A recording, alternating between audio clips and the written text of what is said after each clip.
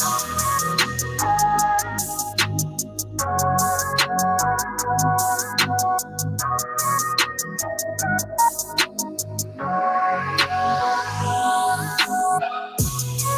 you, Cora.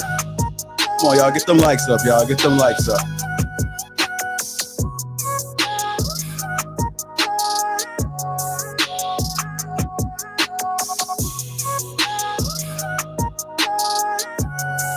See you, Tamikia. Marvelous opinion. I see you, brother. See you, Eugene. Let's go, baby. Let's go. Ameera.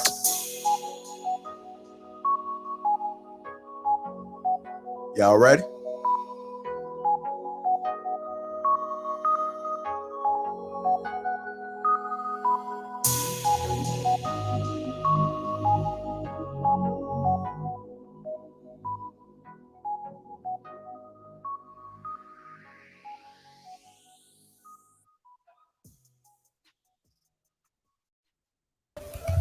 Sorry, guys, I couldn't unmute myself. Guys, let's give it up for DJ JR. DJ JR, thank you so much. Always bringing the energy. I love Thank it. you. Thank you very much. Listen. It sounds like, it's like, I don't know, like when you're speaking, it's like I hear a DJ in my voice, like in my head, like, oh, everybody put your hands up. Put your money in the air. I love it. Thank you, JR. I appreciate it. Hi, guys. Welcome in. Nice to see you guys for our regularly scheduled Sunday show. Hi, Cora. How you doing, girl? Hey, EG. Hi, Charles. Welcome in. Hi, Mr. Steele. Welcome. Hi, Tamika. Lou, I need to speak to you. I'm going to give you my email a little bit later. We got to talk. And hello, Bethany. Welcome in. Hi, Celine. So, guys, I know you guys have already seen the title of this show. Why do I despise women? Why do I despise women? Now, this is a topic that a lot of people have asked me about, and I have to speak about it because I get this question often. I get emails from you guys asking me why I'm so hateful to women. I actually had a woman ask me, who hurt you? Someone asked me that. Who hurt you? Who hurt you and made you this way towards women? Do you guys think that I treat women poorly? Do I treat women poorly? Yes or no? 1 for yes, 2 for no. Do I treat women poorly, guys? I'm looking at the comment section. Because, to be honest, I don't think I'm treating people poorly. I don't think that I treat women poorly, but I'm just calling out what I see. And just for doing that, I'm getting called hateful to women. People are saying 2. So then no, I don't believe I'm hateful to women at all. And this is my Muslim sister. Hi, Layla. See, even I don't think that I hate women per se, but I do hate a lot of things that women do. And I'm not going to lie about it, and I'm not going to be quiet about it and just let it keep happening. Because what's the point of us having a platform if we're not actually going to call out the issues? What's the point?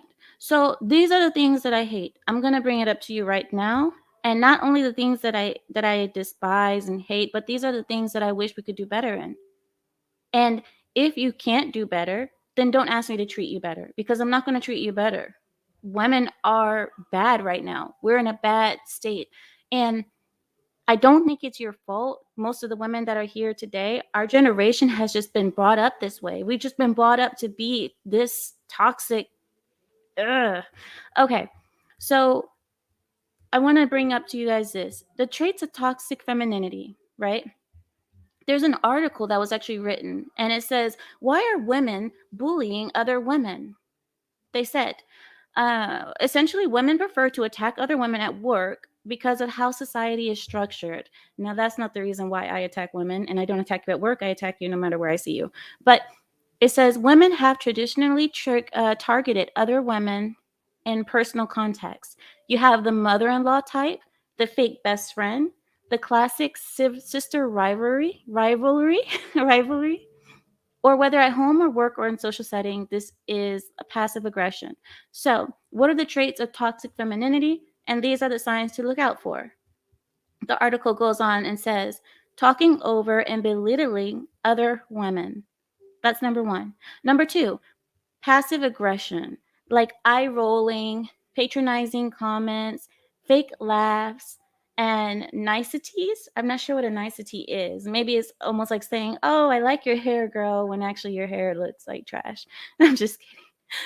And then it says smiley faces with a harsh worded email. Oh, I've gotten that actually. Tell me you guys have not gotten that. Like when I used to work at the office, used to have women who they trying to, so they say like the worst thing to you, especially like in an email or, even in person, and then they follow it up with a smiley face or lol, or you know what I mean, right? You understand. No, because honestly, I want to go outside with you right now to have a very stern conversation. The next thing on the list is sabotage. Lying for their own gain, giving misleading advice, mocking others for their work or decisions, and trying to manipulate situations that make others look bad. Now, this one could be considered for me because you can say mocking others because I point out the behaviors that I see. So maybe this is what they mean by him being toxic towards women, maybe.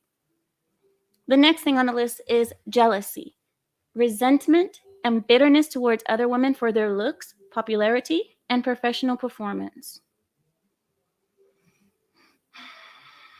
This happens a lot. I mean, jealousy is very common in women because we're always so competitive. The competition, I want to say the competitive nature of women gives us jealousy easily. Resentment comes easily because we're so competitive. And if another girl is getting, better treatment than another girl thinks that she deserves, then yes, she's going to be jealous.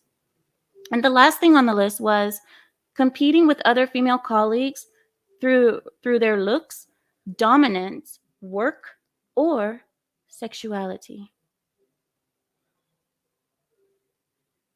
Competing with other female colleagues through their looks, dominance, work, or sexuality. Now, I would have to say that this is probably the most toxic one, in my opinion, because this is something that you see where the sexuality one is the one that really made my ears go up, because the sexuality is like when you're competing using your sexuality, what are you doing? Is it the woman who shows more cleavage, the one that gets the job? Is it the woman that is more sensual is the one who gets the most attention? Is it what is it? What do you mean by sexuality? Or is it that the woman who gets to sleep with the most men is seen as the I don't know. I don't know exactly what that means, but that sounds scary. That sounds like it could go into a really dark path with the whole, competing on sexuality, because that is typically a male feature. That's not typical of females to compete with our sexuality. And also they said competing with dominance, which I believe that's more of a new modern woman trait, is to compete with dominance. So these are the things that they wrote down as toxic femininity. Yeah. So I don't see myself in that group. You guys tell me if I'm wrong. I don't see myself in that group. My next question is this: what is female empowerment? What is woman empowerment? Am I wrong because I am not empowering women to do the things that I see that are wrong? Am I wrong for telling women that you need be at home rather than trying to be out there competing against the men? Is that not empowering? Is that not empowering? Am I telling women to go back in time? Am I taking power away from them? Is that bad? If I do take power away from them, is it bad? This is here. I want to pull up another article so I can let you guys know this, because I want you guys to read this with me as well.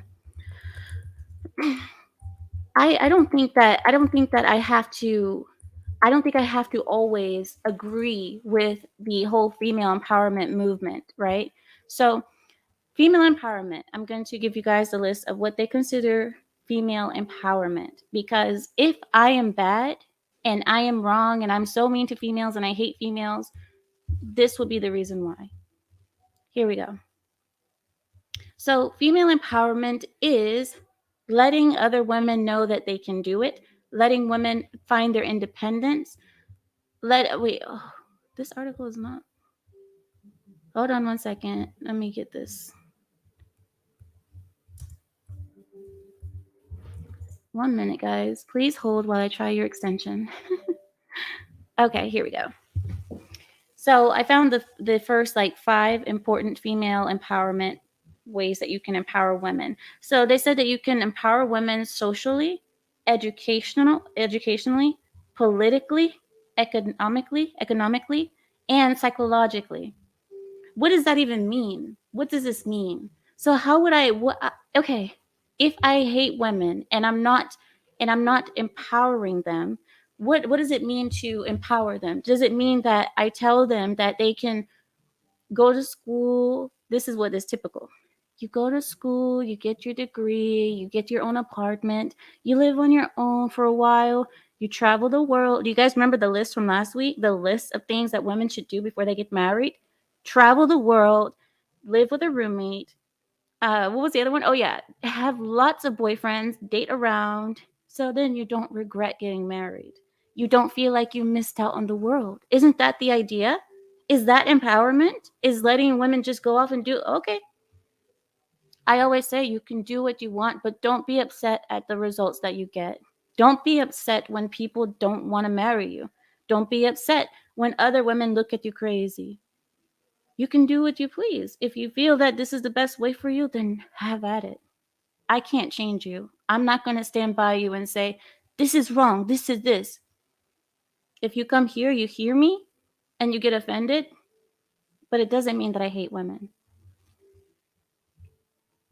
The next question I'm constantly asked is this: why do I criticize women more than I criticize men? This question is so easy to answer that it almost tickles me to get this question asked to me. Why do I criticize women more than I criticize men? I criticize women more than I criticize men because I believe in protecting the people who need protection. At this moment, women aren't the ones that need protection, men are. Men are. Because men are the ones self-deleting more than women. Men are the ones passing away on the job. Men are the ones who suffer domestic violence and never get it. No one actually cares about it. People laugh. Men are the ones that are getting raped in the family courts. Men are the ones who are winning custody over their children at the rate of 14% versus women. Men. And no one cares. This is why I criticize women more than I criticize men. Because there's already plenty of channels out there that you can find that are criticizing men and telling men that they need to accept accountability. They need to learn. They need to respect women. They need to this. What about someone telling a woman that? You dare not. You dare not. Women are perfect. We can do no wrong. And then here comes Ameera. Hi there. We're trash. We're trash here right now. We're trash. Modern women, we're doing really bad. You know how I know we're doing really bad? Because if you ask a man, what would be the type of woman that you would marry? Most men will tell you, I would marry a woman that's like my grandmother, my great-grandmother. Never now do they say like my mom or my aunt or the girl next door, because they don't see them as real women anymore. They see them as toys, as something to play with, nothing to take serious. What's the reason for that? Is it the culture? Is it just the times we're living in? Is it Instagram? Or maybe it's the women. Maybe it's the quality of women. So if I can't tell you what's wrong as a woman, then who can? Who are you going to listen to? Are you going to listen to another woman telling you this is what I see in us? Or would you rather a man come tell you what's wrong with you? Because the majority of the time when a man does, you're going to say, you're a man, you don't understand. I'm reading your comments. That's why I paused for a second. Shamar says, it's the quality or lack there is of women. There's an overabundance of women. It's not like you guys are living in China where the men are like 10 to 1 when it comes down to women versus men. You're not living in a country like that. There's women everywhere here, I'm sorry. So how is it that men aren't able to decide on one woman? Is it really that hard? Ask a man. Yes, it is. And the other reason why I criticize women more than I criticize men is because women are coddled way too much in today's world. Women are coddled way too much, and I believe that we need an awakening here. We need an awakening. Anyone, especially women, any woman who has been out of this country, who has been to the East, mostly the East, because honestly, the West, go to every country in the West and it's all the same. But if you have gone back to the East, you all know that when you come back here and you see the women complaining, you almost want to slap them because you're like, what are you complaining for? The women here whine about everything. Everything is a problem. Everything is abuse. Everything is hurting and everything is toxic. And have you seen how many women go onto these like Instagram things and they say, they ask you, what happened to your last relationship? They say, he was toxic. Because I'm great. I'm pure. He's the acidic one. He's toxic. I'm good. What does that mean? He's toxic. What about you? And this is one thing that I tell you, that in this culture today, it's all about women. Everything is about women. So what will I be, another fish in the sea, praising women for doing bad stuff? I'm going to praise you because I believe, yes, queen, you're so brave and strong. You're so strong. Yes, queen. No, you're not. You're only being propped up and you don't realize it in this country.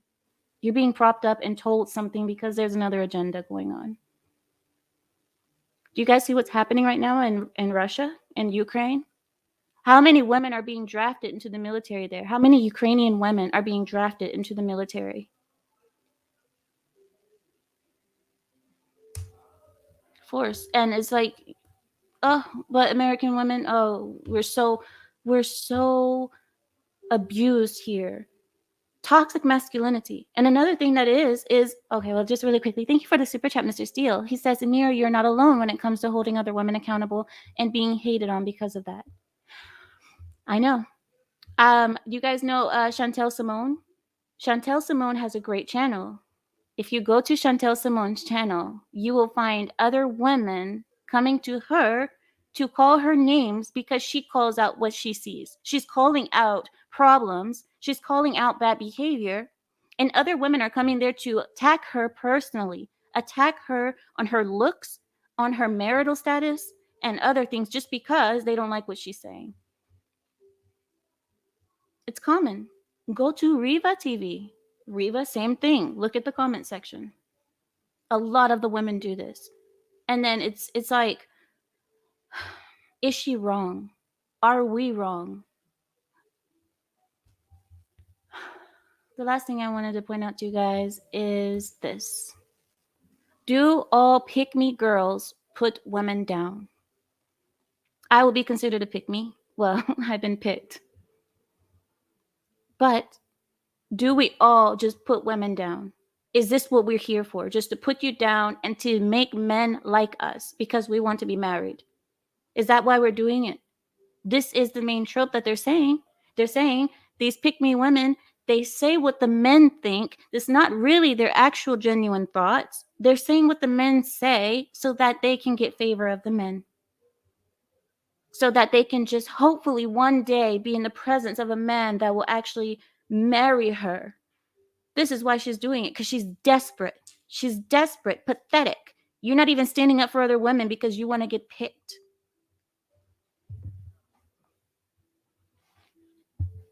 You know, I've seen this so much. And on Chantel Simone is very patient. She's very kind because there's a lot of comments on her channel that other women wouldn't respond so nicely. She's very patient. Guys, check out her channel. I recommend you to do it because you will see the comment section and she doesn't delete them. She doesn't. So you can see it for yourself if you think I'm lying. I want to welcome in Mr. Marvelous Opinion. Welcome in, Mr. Marvelous. And Mr. Westside. Thank you. I appreciate you. And Mr. Panderson, welcome in. Hello, guys. How are you doing? Good. How you doing? Good, good. So what do you guys think about the situation about me hating women or the pick-me nation that I'm a part of, hating women and what you see about this situation. I mean, personally, the pick me thing. If there was no quote unquote pick me type females, there would be more violence, there would be more wars, and it wouldn't be so much balance. And I appreciate that you're talking about this, because when men say these things about women, we're chauvinistic, we hate women, we hate our mama, we're sexist, we're this, that, and the third. But when women say it and show proof of it and say, okay, here's the better way to live a feminine lifestyle, if you will, it comes across better. But we shouldn't have to do this. We should be talking about men, how we need to make ourselves better. But unfortunately, we got to do both things nowadays, because women are not holding women accountable nowadays. You would think it would be better when a woman says it, but it's actually not. A lot of women, I mean, out of 100 women, I would say maybe 10 will actually listen to the other woman and say, you know what, you're right. And these women are gems, and you can see them in the chat. You can see the ones that go against it. But the majority will say, ugh, especially when I start speaking about women voting, when I start speaking about that all women are feminists, if you believe that a woman should vote, that you're a feminist, they hate that, because how dare I be so extreme? How dare she? She's looking for attention. She's looking for the male attention to like her. What do you think, Mr. Marvelous? I would say, well, appreciate being here. I think my wife would really enjoy this conversation more than myself. She has more to add to this than I do. She's also from the East as well, and she sees the difference between Eastern women and women from the West. I would say, to be fair, to everyone, particularly in the West, there is something that is happening with people in general, as individuals, that is kind of stunning their growth. Men and women alike are really childish in their behaviors. These petty, spiteful acts, things you just mentioned, are all childish. You know what I'm saying? It's and in some ways, it's like you want people to see themselves, but you can't force it. You know what I'm saying? And I think when it comes to critiquing individuals, particularly with women, though, I would say I see this push all the time. Women, it's not that they can't hold accountability; it's that they don't want to be held alone. They have to be with the man at all costs. Like, so if it's something with them, it's because of the man. And it has to be that way, because it just is what it is. If men are the leaders, then we lead by example. And it gives them an excuse and a way out every time. So it's like you can't just hold women accountable and not bring up the man every topic. And I get that. But then it's like there are some things that they do, but the thing about it is too, we all talk about America. America's a free nation. Do what thy will. You know what I'm saying? Multicultural, all these things. You're gonna have issues like this come up all the time. There's no way of establishment, so everyone wants to do what they want to do to make them feel good. So it's a lot going on. It really is. That's my opinion. Mr. Marvelous, how many times have you said something to a woman, or you've seen it even online, where a man points out something and her response is, well, men do it too. I Are would you a say man, mostly. madam? I'm like, are I you a would say man? mostly. Yes. I would say mostly Western women would do that. There was something that someone said last week that made me feel grateful for my wife. I'm not gonna lie. If my wife does something and she says, I'm sorry, there's no I'm sorry, but she just says, I'm sorry. And I'm just like, oh shit. My wife does do that. I've never noticed it until someone said it to my face. I said, wow, yeah, that is a problem. That's a problem. I appreciate that, and I wish your wife was here to actually speak, because I do want to hear from the women. Women, oh ye women, why do you fear me so much? Please call in. Please. I am waiting for you. I'm waiting for you patiently. Mr. Penderson, what do you think? Um, I think a big problem is just a lot of women not wanting to do the work, wanting a free lunch. They want a husband that they can warm up in the microwave and be ready in 5 minutes, already made, table set, all that. But when he comes and asks for something, they don't want to do the work. Starting with the gym. Notice on that list that you mentioned of what a woman's supposed to Here be, we go fitness was with the never weight in there. again. Oh my gosh. Fitness Mr. wasn't in Penderson, there. what is your obsession with weight? You know they have therapists for this, right, sir? They do That's have where therapy for this.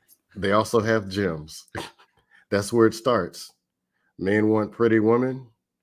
A lot of men want kids. And if the woman's already 276 pounds, you put kids in there, you're not going to be able to get her in and out of the car. That's a safety hazard. Mr. Panderson, what is wrong with the But I use 270? this one because it's a very obvious, and it's obvious. It's something you can see. Just like I'm slimming down. I weigh 193. If a woman weighs more than me at 5'4", 5'2", 5'6", something's wrong. But it's something you can point out to them, speak it, they know what it is, but they will run from the challenge over to a man who's going to go accept it versus doing the work or even listen to what you have to say. And if you enable it, she's going to get bigger. If you put a kid in there, she's going to get bigger. Mr. Panderson, we are speaking about something in particular. Why are you making your face like that? Stop. And you went straight to weight, and she's gonna keep getting bigger. We are talking about hate of women here, not weight. I know they rhyme, weight and hate, but it's not that, Mr. Panderson. Nah, I don't think you hate women. Women don't like being held. A lot of them don't want to be held to a standard. Anything other than pandering, anything other than telling what they want to hear, and catering to their feelings, versus telling the truth, is hate. How do I look in this dress, fat? You hate me. How do I, I'm strong and independent. Do you like me? No, you're a man. Mr. Panderson. No, you can't tell them the truth. Or you can't suggest the truth nicely. So, it's just like, and all that happens, they go to the men who are ready to actually want to marry. And they put them in a one-way Uber back to the streets where they belong. Because it's like, if you're not going to cooperate, you're not going to, you hate yourself if you're not healthy. That is kind of true. I think it's the other way around. Wait, you're not healthy because you hate yourself? No, comment somebody just put. No, yeah, that's what I said. It's the other way around, he said. I agree, taking care of yourself. Oh, go ahead. But because supposedly I hate women, right? If I hate women, does that mean I hate myself at the same time? Do I hate myself because of the feminine traits that I speak against? Because I may how can you say it? Distribute them, or I don't know. Do you guys understand what I'm saying? Like when I do the same things that I hate. So do I hate myself? You hate yourself, and you're trying to get them to hate themselves too. Is that what they're thinking? Essentially. I mean, you're trying to also recognize. women slaves. I'm sorry. Go ahead. I was going to say, they also call women slaves. And then back in slavery, they used to get slaves to get on the boat and go chase down the other slaves and bring them over to slavery. So I guess that's what they're accusing you of. But either way, just keep doing what you're doing.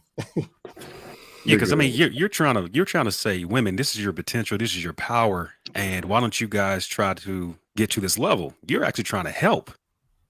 But they want to stay on a lower standard, and they want to say they want to be failures or be part of this demonic feminism type system.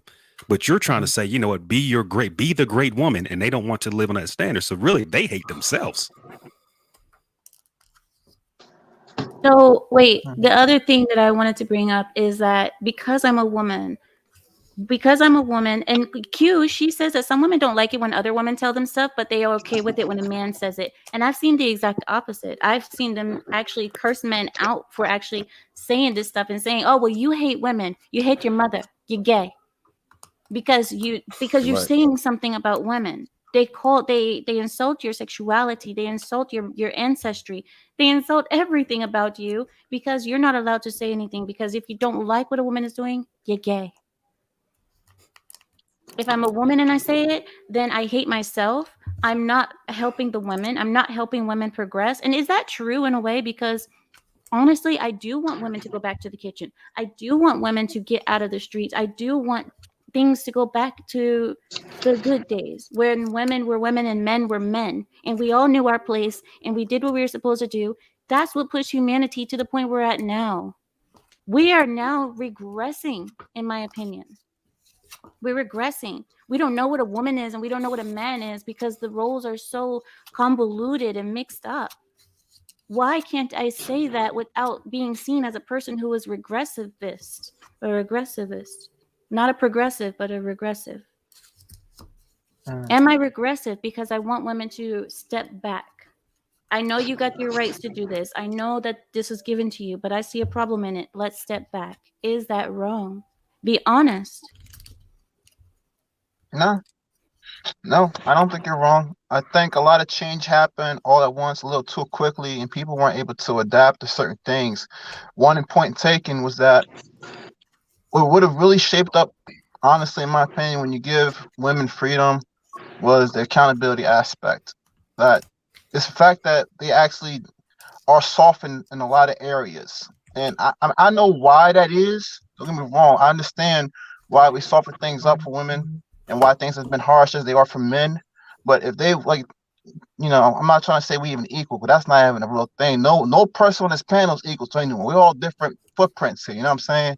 But there's also that aspect as well. So they got people who are delusional, and that's what's hurting most people right now is that we're falling to this delusion that yeah, I can do just as good as this person, any other person. And it's like by doing this, you know what I'm saying, you may have these things in your heart to believe, but you haven't actually done these things. You just proclaiming and you just kind of pretty much feel entitled to these things without any work or efforts whatsoever.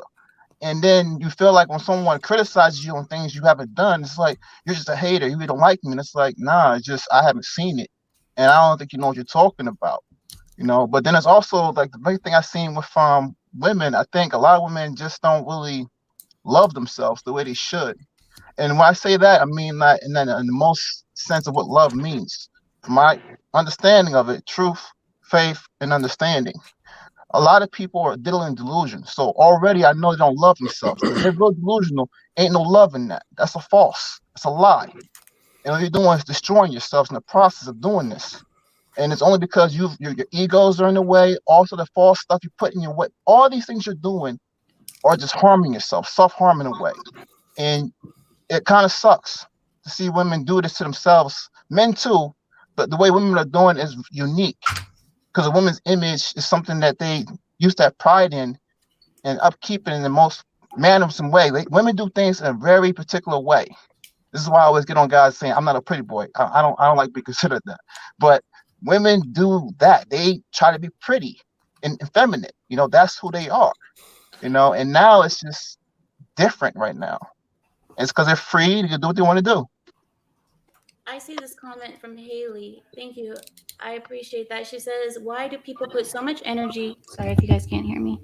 Why do people put so much energy into the traits of women that they don't like? Focus on the things you do and search for it. The reason why we put so much energy into the bad is because a lot of times the bad outweigh the good in this society that we have right now. And if we see that the amount of men marrying women is going down at this kind of steep rate, you have to ask yourself, what if we just keep focusing on the good and we keep saying, well, I do like the way she looks, so I guess I don't have to really worry about her stabbing me in my kidneys every time we get into a fight, or I don't really have to worry about how many men she goes out with. I don't have to worry about that because she looks really good and these are the traits that I like about her. We're not going to get anywhere. All the wrinkles need to be sorted. They need to be sorted out, because how are we going to get better? I'm gonna make a quick point. If you notice the people that make these insults, they shame, they try to guilt you, they do personal attacks. A lot of these women are very unwanted. They're not attractive. 300 pounds, as Mr. Panderson doesn't like. They are combative, dismissive, selfish, narcissists. They have nothing going for them. They stink. They don't shave. They don't shower. List of things, right? Yeah. I mean, if anyone's ever been to San Francisco, there is no attractive women there. I used to live there. They all go to LA. They don't go to SF. But if you want to go to the headquarters of where all these ideas are from, go check out San Francisco.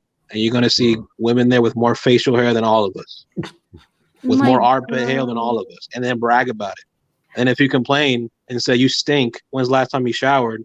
That's toxic masculinity. But that's the future these people want. Like, it's bad.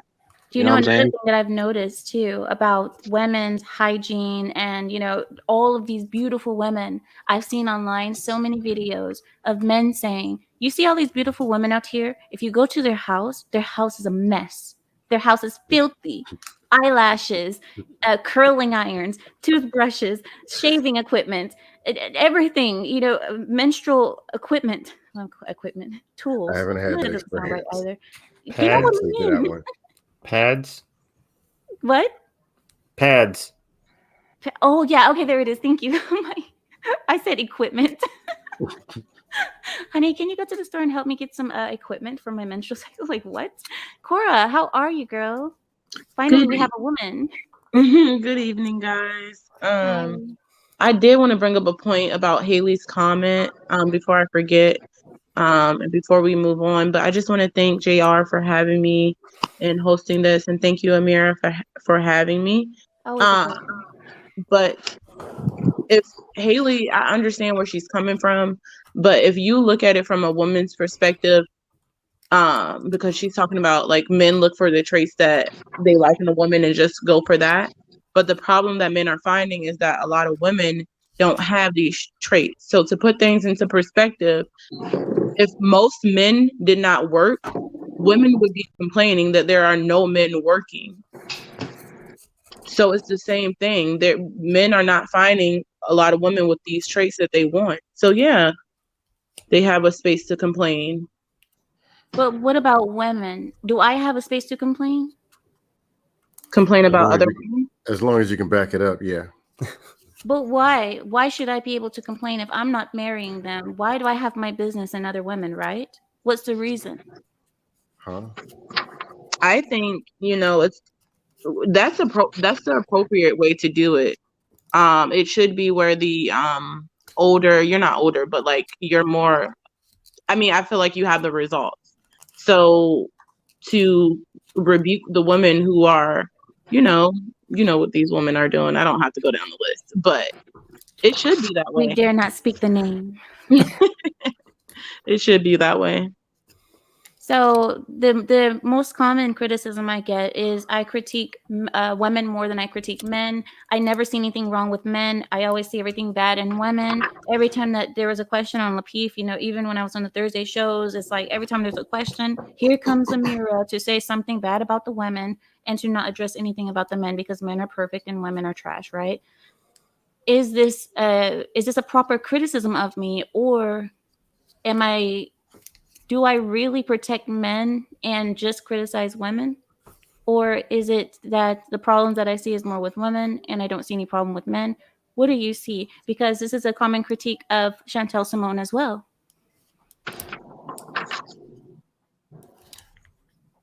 No, well, I mean, I can respond next. Go ahead. Yeah, I mean, it's again, the witch doesn't want to look in the mirror. And that's the problem nowadays. A lot of these women are really, this sounds wild, people are crazy, but a lot of these women are demonic entities because they chose to live a certain lifestyle and sign up for certain things spiritually. And their objective on this planet is destroy all things, especially the masculine. I didn't say it, ladies. He did it. He said you're demonic, not me. So don't come after me later. Okay, that's it. I just want to make sure I get no emails. I'm saying it right here. Y'all are demonic. You're crazy. You're satanic. All that. You got these women out here deleting these children in their stomachs. I'm not going to say that word because you can't. You know what I'm saying? At certain time periods that they shouldn't be doing it. And they are what? They are, I can't say that word. Basically, that's what they are. They're the M word. We don't call a thing with these women nowadays. With men we do, but women we don't. Women get away with everything and anything. They cheat the most. They steal the most.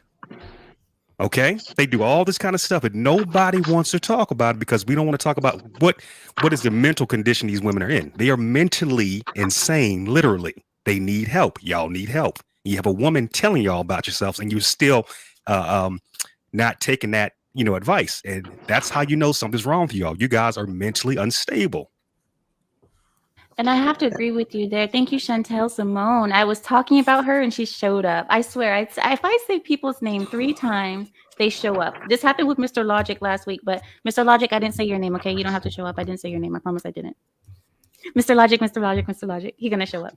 But no, Chantel Simone knows exactly what I'm talking about. This is something I see on her channel all the time.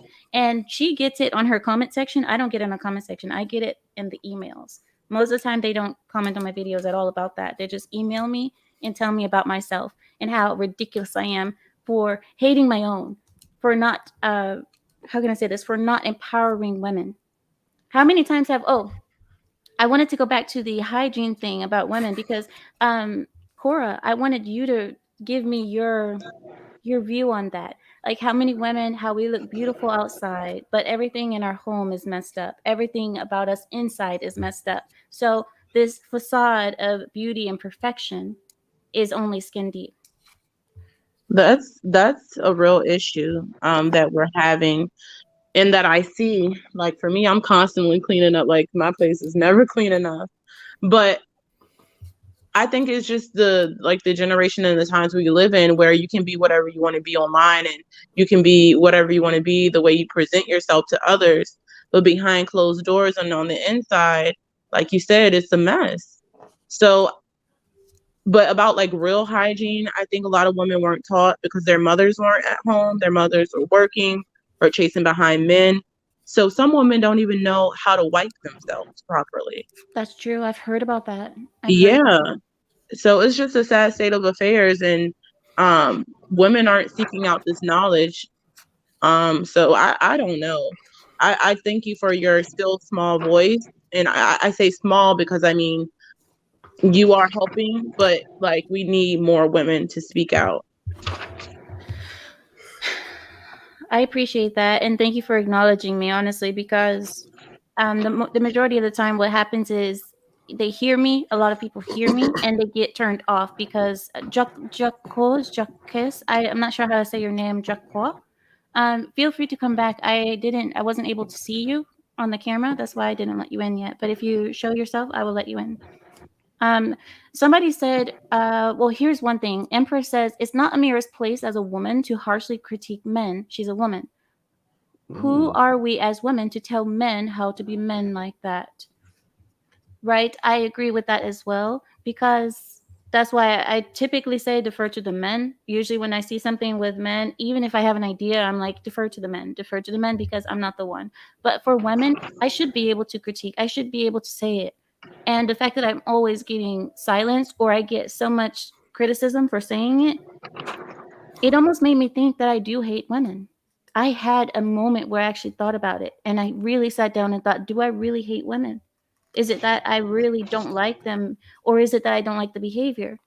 Because I like Eastern women just fine. It's Western women that I look at like this, not Eastern. So it's not all women. It's the women that are acting this way that I just can't get along with. And another thing is, somebody left another comment saying that name calling is not the way to get anything done, and I completely disagree.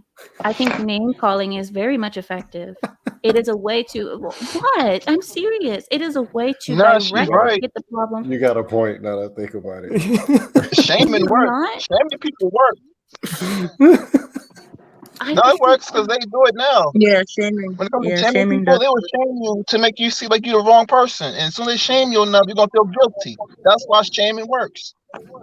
How come childhood bullying stays with you all your life? Why? You already know what they were saying was most likely the truth, and it works. It's just direct. And this is why I say bullying should not be taken out of the childhood experience. Bullying should be not encouraged, but it should be allowed. It shouldn't be like, oh, don't bully. No. Let the child be a bully and see how the other children can get over that, because that is going to make them a stronger person in the end. Chantel Simone, she showed it up. Welcome, Mingo. Hey, guys. I'm sorry. I'm not going to cam up because... How dare you? How dare you? But I did want to add. Hey, Ameera. Hi, everyone on the panel. Hi. Good evening. Hello. Hey, Chantel, can you tell us why you're not going to cam up? No. Tell us why. I'm sorry. I have my bonnet on. It's like my bedtime. And I'm just not. I'm in my bonnet too, girl.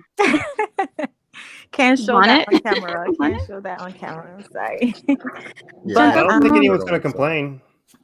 Pardon me? I don't think anyone's going to complain. Well, Mr. Panderson is already complaining. Chantel Simone, I want to get your opinion. But I had to put a shirt on, so.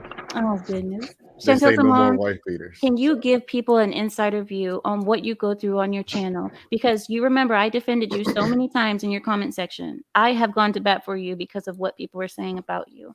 Please give us an example of what I'm talking about so that it doesn't make it seem like I just hate women and I'm crazy. Yeah, I think women are like, they're just like a bunch of bullies, like if they're not saying anything that go align with them, or praising them, or just say, especially I find, especially in the Black community, if you're not saying, oh, queens or goddesses, or Black women are perfect, then they'll like bully you into saying things. If you're calling them out on anything, they'll just like try to bully you, try to tear you down, trying to find dirt on you. And it's like to the point where it's just so ridiculous. Because if we were saying these things out of hate, then we just wouldn't have said anything. Because the direction that we're going in, it's detrimental, and we're not getting married. We're overweight in the Black community. 55% of Black women are obese. Like, we're killing ourselves. Overeating, not working out, constantly wearing leave, not taking care of ourselves, jeopardizing our future children. And for somebody to say, "Hey guys, we're heading the wrong direction. Let's try to do better," and it's like, "Oh well, you hate us." If you interpret that as hate, then that's on you. It's unfortunate, but I mean, Ameera, I clicked on when you said that you question yourself if you actually do hate women. I don't think you hate women, because you wouldn't have been using your platform to convince us to do better if that was also hate. I think that's genuine love and concern for our future. I agree. I agree with you. I do think in a way it is care. It's caring, because if I really didn't care, I would just, guys, you guys know how good of a life I live. I live such a good life. I'm so spoiled. I'm spoiled rotten by my husband. If I really didn't care, I would not be here. I would just be living my life right now. I'd probably be doing something else with my life. But I'm here. And I'm speaking about it every week with you, because I think this is an issue that I think most women, we see it, but we don't address it at all. And Chantel, you are a lot nicer than me, because your comments are all personal attacks. It's nothing about what your video is. It's nothing about, and that surprised me so much that you even had men saying these things about you. When they see the women doing it, the men joined. Yeah. What It's is kind of this? like, I mean, how I see it, it's kind of like the men who just like have mommy issues and just can't say anything negative about women. Because even if I talk about like the obesity rate, and like we're killing ourselves, obesity is the leading cause for so many chronic diseases. I have men in the comment section saying, "Oh, I love thick women," and it's like, it's not about the thickness, it's about our health. Like, we're literally killing ourselves. So it's like, first to can't even have those conversations, and to say, "Oh, you hate Black women." I'm telling you, sis, you are obese, and you will get a heart attack. It's not a matter of if you'll get it, it's when you get it, and you say, "Oh, I hate Black women." It's like, okay. I mean, okay. This is such a common trope. You know what? And it doesn't even surprise me anymore. It's almost laughable, because the the names that get called towards me, you guys have seen the names that I get called. I get called the most racist woman on YouTube. I get called the most sexist girl on YouTube, the anti-feminist, which you have a point there. I am the anti-feminist. But a pick-me, suck up to men. I'm looking for a new husband because my husband isn't sufficient. So I'm online trying to cater to the men so they can like me. And hopefully I find a new husband, preferably Black. This is what people are saying about me, because I dare speak about the issues of the culture. When I'm speaking about culture, I'm talking about the culture I'm living in, the American culture that's around me. I got But a it's, question. I'm Oh, sorry. go ahead, Chantel. I was just gonna. It just shows the childishness in many modern women, like very juvenile. Because if you can see the situation for like, okay, it's all for the better, and for you to just, and as you said earlier, they'll attack me personally, not necessarily the message, because they can't attack the fact. It's facts that 55% of Black women are obese. That's facts. You can't attack the facts, so you just have to attack me personally. You know, what they were saying about you was criticizing just your personal life, even though you were actually having facts. And that's why I say this is when you know a person is losing an argument, because this is the last thing that they have to do. It's like, okay, I lost. Well, did you guys see? Okay, I know I'm not supposed to bring it up, guys, but did you guys see the a fight between a man and a woman that happened about a week or two ago? It was kind of popular all over the tube. Yeah. Mr. Kulik knows what I'm talking about. You guys know. Well, the No. man, his first name is like a Tommy, and then the woman was, you know what I'm saying? You. So this is what happens when a woman starts losing an argument. She lost the argument. So at that point, it was like, okay, well, we're fighting. We're gonna fight. I thought that was hilarious because I was like, if she was winning the argument, she wouldn't have wanted to fight. But she saw that she was losing, so she wanted to fight. But yeah, guys, I'm sorry about the background noise. I do have a dinner party going on as always downstairs, so sorry about that. So is there anything that anyone wants to bring up about the list that I gave you guys about the toxic femininity? Number 1 being talking over and belittling other women. Number 2 being passive aggressive, like eye rolling and fake laughing. Number 3 is sabotage, like lying for your own gain or giving misleading advice and mocking others for their work or decisions. And number 4, jealousy, resentment, and bitterness. Number 5, competing with other female colleagues through looks, dominance, work, or sexuality. What do you guys think about that?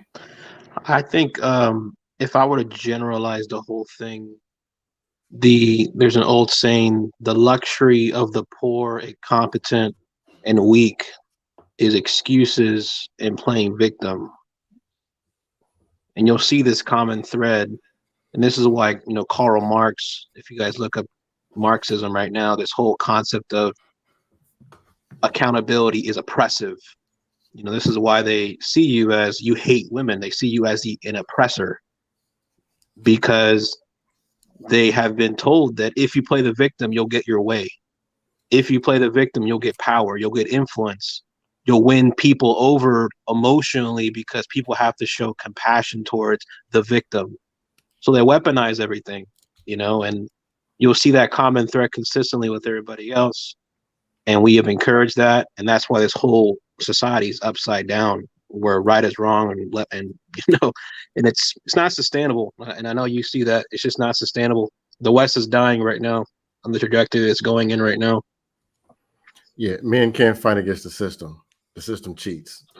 When they taking kids and pulling our resources and money, all that kind of extra stuff, or arguing back, and if I raise my hand like this, arguing, all of a sudden they can say he hit me and I end up doing 90 days. That system, we don't got we can't compete with that. Can I ask you guys a question? Z, if you want to come on, please give me a wave and I'll let you in. Can I ask you guys a question? Mr. Logic brings up a point typically when he comes on. He brings up the point that the court system is what gives the women the power that they have, right? So if the court system is the one giving them the power, and the women are being raised in this gynocracy that's telling them you can do what the men can do, if not better. You are strong and independent. Yes, queen. Is it really women's fault that they are this way? And should I be hating the system and what they've done to us versus the women? Am I directing my anger to the wrong person? No, I think it's the woman's fault. It's accountability. At a certain point, you're an adult. You're responsible for yourself. And these women, they're not wanting to admit that they've been lied to. They're not wanting to admit that something is wrong with the system they've been raised in. And you do see some women that were raised with a feminist professional mindset, and they've actually left that and said, no, I don't want this. Because they, a lot of reason why so many feminists are off balance is because they've spent their entirety of their adult life doing things they don't actually want to do. That's going to drive you crazy. So do you mean like working? Mr. McTell Marine, can you give me a wave, please? So I was going to say with the system, I believe the system is more of a problem than the women itself. You see, the system doesn't look at us as equals at all. Women are looked at a different way, men are looked at a different way, and even children are looked at a different way. And they all get served and punished totally differently. All right? Because of how our outlook is socially, how things are with men, women, and then children, it's going to be reflected in our law system. No matter what's written down on paper, we may say we're going to do it this way, we're going to do it fairly.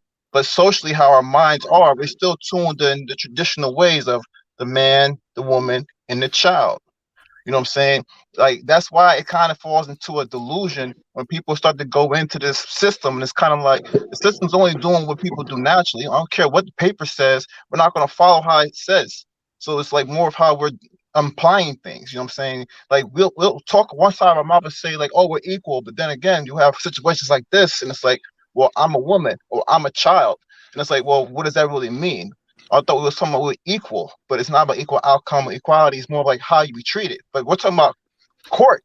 You know what I'm saying? Like it's all about fairness in court. So that's the same concept, but it's not how we reciprocate. And again, it's all about the law. The law should have changed a long time ago. As soon as women had the right to do certain things, there should have been a lot of safety nets taken away from them, because that would help them deal with the consequences, and they would honestly align back up, because consequences would tell you what they say. What they say about that? Like basically, a hard head make a soft ass. You know what I'm saying? Like you'll learn real quick after learning. Bump your head a few times. You'll learn not to do certain things. Like men already know. Like if we had the consequences of dealing with a child, we like legs is closed, because we know that's gonna be us. Every man knows this. Like we know we're not dealing with that, but because we know the hard knock of life. We know how it is to get knocked down a lot. Men know what it is to go through hard shit. That's just it.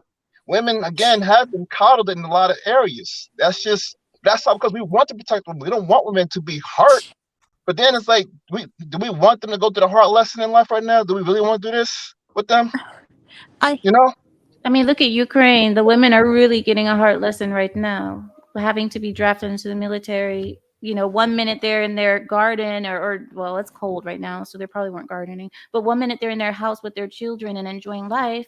The next minute they're being drafted into the military for a surprise war. Surprise. I think I understand where Wes was coming from, because I think at a certain point, blaming the system comes back down to claiming, pretending to be a victim. I mean, we all were born in the same system. It's as if we're waiting for the system to change so we can start seeing better in our life. Like, you're responsible for your own life. If you're not getting your desired results, then it's your responsibility. I'm sorry. Can you hear me? Somebody got some background noise. It's not me. Okay. Ameera, you're muted, Ameera. Oh, go ahead, Chantel. I'm sorry. It was MGTOW Marine who had some noise. I'm sorry, guys. Go ahead, Chantel. No, I was just basically saying, like, to take the responsibility from women and just blame it 100% on the system. It's like, we have our own free will. Yeah, we're living in the system. Yeah, there are laws and rules, but we have our own free will. And the fact that we are using the system against our men just show how selfish we are. So, yeah. I want to bring up something with you guys. That's a fair point. Since you guys brought this up really quickly, this is why I hate women. My God, I'm sorry. You don't hate women. I didn't say it like that, but this is why I hate us. This is why I hate us. And Ameera, don't get canceled. I'm already canceled a long time ago, Chantel. No, this is why I hate it. This is the reason why. Because we see the laws. Not prove child. We have advantages. We benefit from the laws. We enjoy the laws, right? We use them to our favor, but we are so unwilling to give up any of that power. If women were more like me, if women saw the world the way that I see it, they will be outside with pickets saying, stop child support, stop the family court, bring back the men. Men need power, not us. But instead, we have the women enjoying the system, and even the women, look, I'm going to be honest, even the women who say that they see the problem are out there using the system to their advantage. The women who say, I would never do this and I love the men, then you hear that they got divorced and took their husband to the family court and took him for all he had. These women are the ones, like, you have the power to stop it. You have the power to change the family court, and we don't. We see what's wrong and we don't care, because we say, well, men need to do their fair share. Men can't do this, and men. This is why I say, it's our fault. It's our fault, because if we really wanted to stop it, we would. So it's not the family court's fault. Yeah, and also too, let's bring this up. Because you were talking about Ukraine. How many of these feminazis in this country here, if it pops off with all their aggressiveness, all their masculinity they have nowadays, are they going to sign up for this so-called war? None of them. No, they don't. Not a one. It's hard to fight a war at 278 pounds. Oh my That's my last And, week you know, shot for the night. No more for the rest of the night. and the ones that do I'm join, over it. I'm over it. there are those feminazis that do join. You want to know what? They're all little nuts. Okay, they're not the person you want to hand a loaded rifle to. Wait, why not? Like, because they're nuts. They're Yeah, but I emotionally mean, that's unstable and would shoot Yeah. their own people. Yeah, No, I pretty would much. honestly, this is what I would say though. Being in the military myself, it's more like because what's happening is we have lowered the standard. Like we're continuing to lower the standard. We just, I would think 2014, you can basically be 2 inches fatter when you're on your waistline now and still stay in. Before, if you failed your physical fitness test, you were given a warning, and then the second time, it was like 3 strikes you're out, basically. Now it's like, okay, you can keep striking out until you lose the weight, but you won't make promotion. If you hit higher tenure, then you get out. But they're What giving you branch? so much What branch leverage were to you stay in, in. sir? He's Navy. Navy. Navy. I was Marine Corps. In the Marine Corps, like you said, you get a counseling and you get put on what you call BCP, body composition program, for 6 months. If you Yep. lose the weight after 6 months, you're off of it. If they see you're making progress or still haven't made it, they give you an additional 6 months. After that, they start the process for admin step. And Yep. back to 2014, when I was in the Marine Corps, as the year I was exiting active duty, 2014, there were a lot of women wanting to get into the infantry field that I was in, which I will tell you, the Marine Corps infantry is not for the faint of heart, especially women. It's We not. literally break motherfuckers down mentally, physically, and emotionally. Mind your language. Sorry. Live stream, dude. Sorry. That's the thing about being No, a Marine. I appreciate your service. Thank you guys both for your service, because I really thank the people who defend this nation, you know, even though it's not a perfect nation, but you guys put your life on the line for us. So thank you. We get disrespected more than anybody, especially men who have to go through the family court systems that are prior military. I know a guy, his wife had his ex-wife had his children lie on him just so he could not get visitation. Man, And she admitted to it. She openly admitted it in front of the judge that she had the children to lie.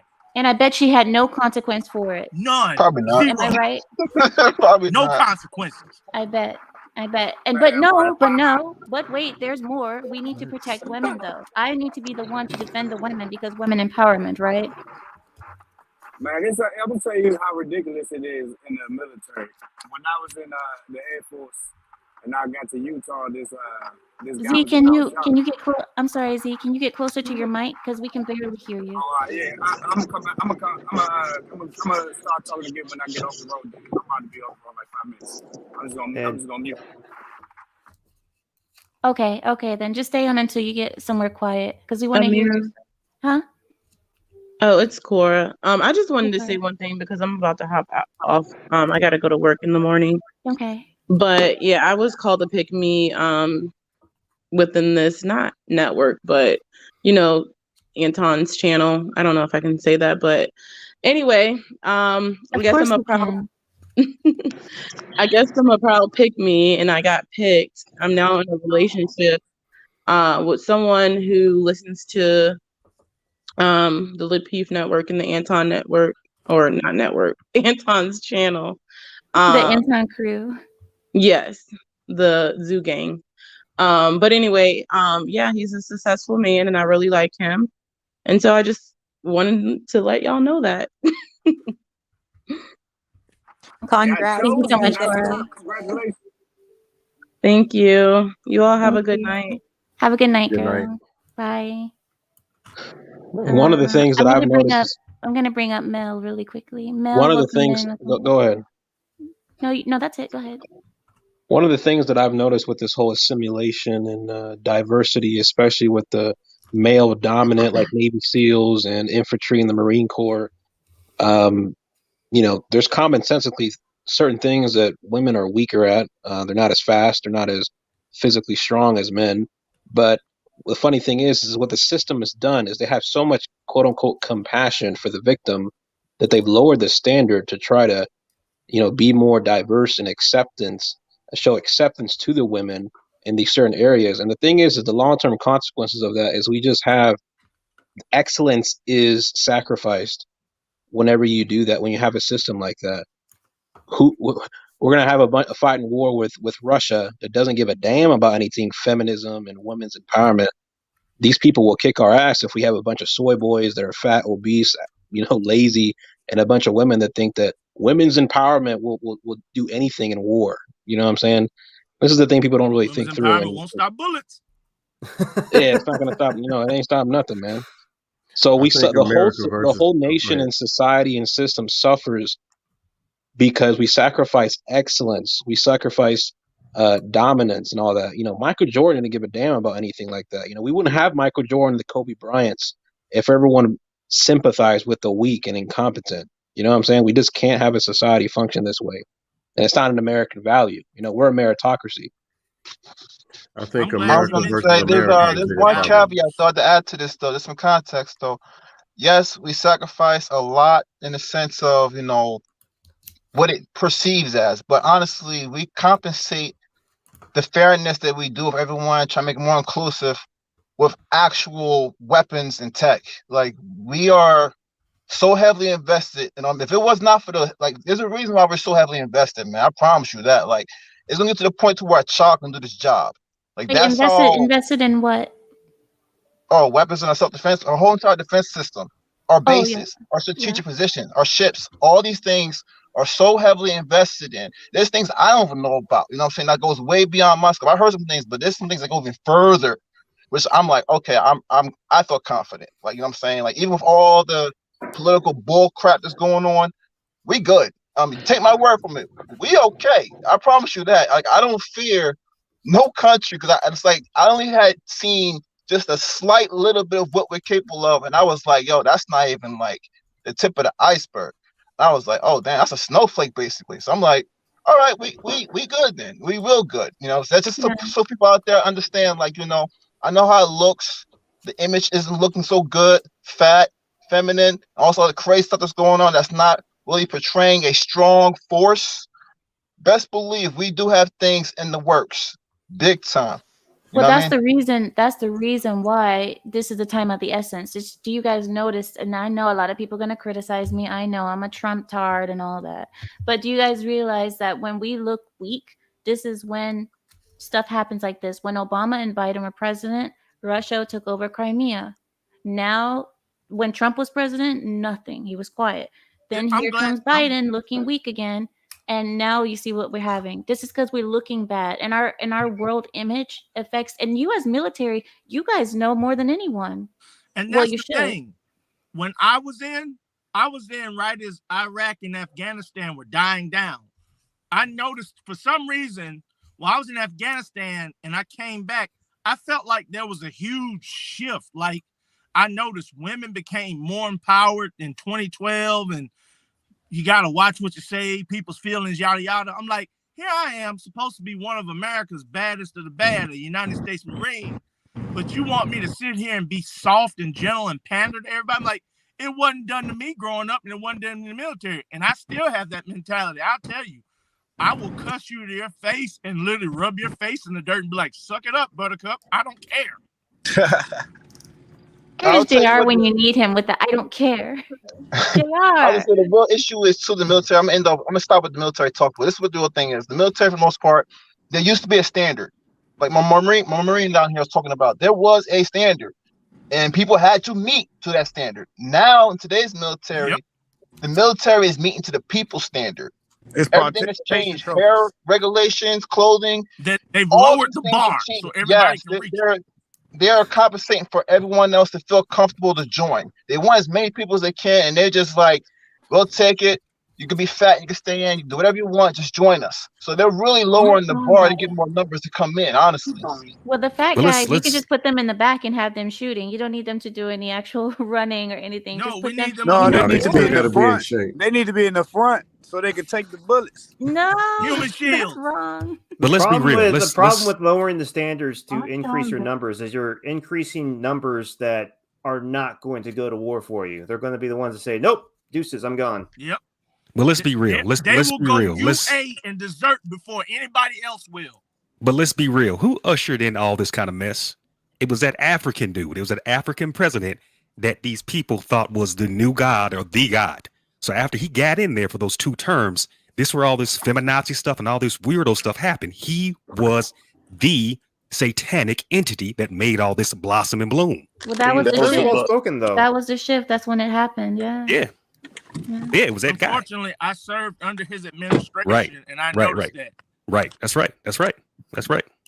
I That's ain't right. gonna lie. I'm so glad I was TDY and I didn't get a chance to vote for him, even though he won.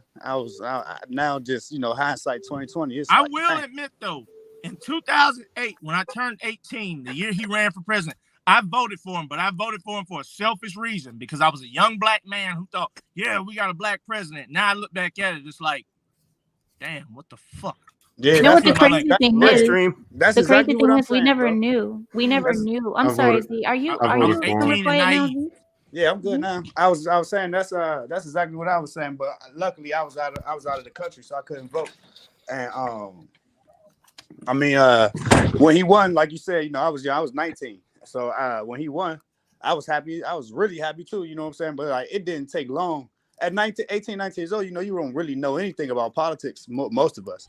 It didn't take long at all. It didn't take long at all. Like soon as I started to get a little bit of information about politics, I was like, oh, I'm on the wrong side. And then I realized that both sides are the same side. And yeah, you know what I'm saying? Like it's just. Can I offer something? When Obama was president, we didn't see anything bad with what he was doing. In fact, I thought he was doing a good job. I really did at the time because everything looked, you know what I mean? Because I was young, I was only 14, like at the end of his not the end, maybe like the Now middle. you're younger than me. I didn't know that. Yeah, you're younger than I am. I'll be 32 on Friday. Yeah, I'm 33.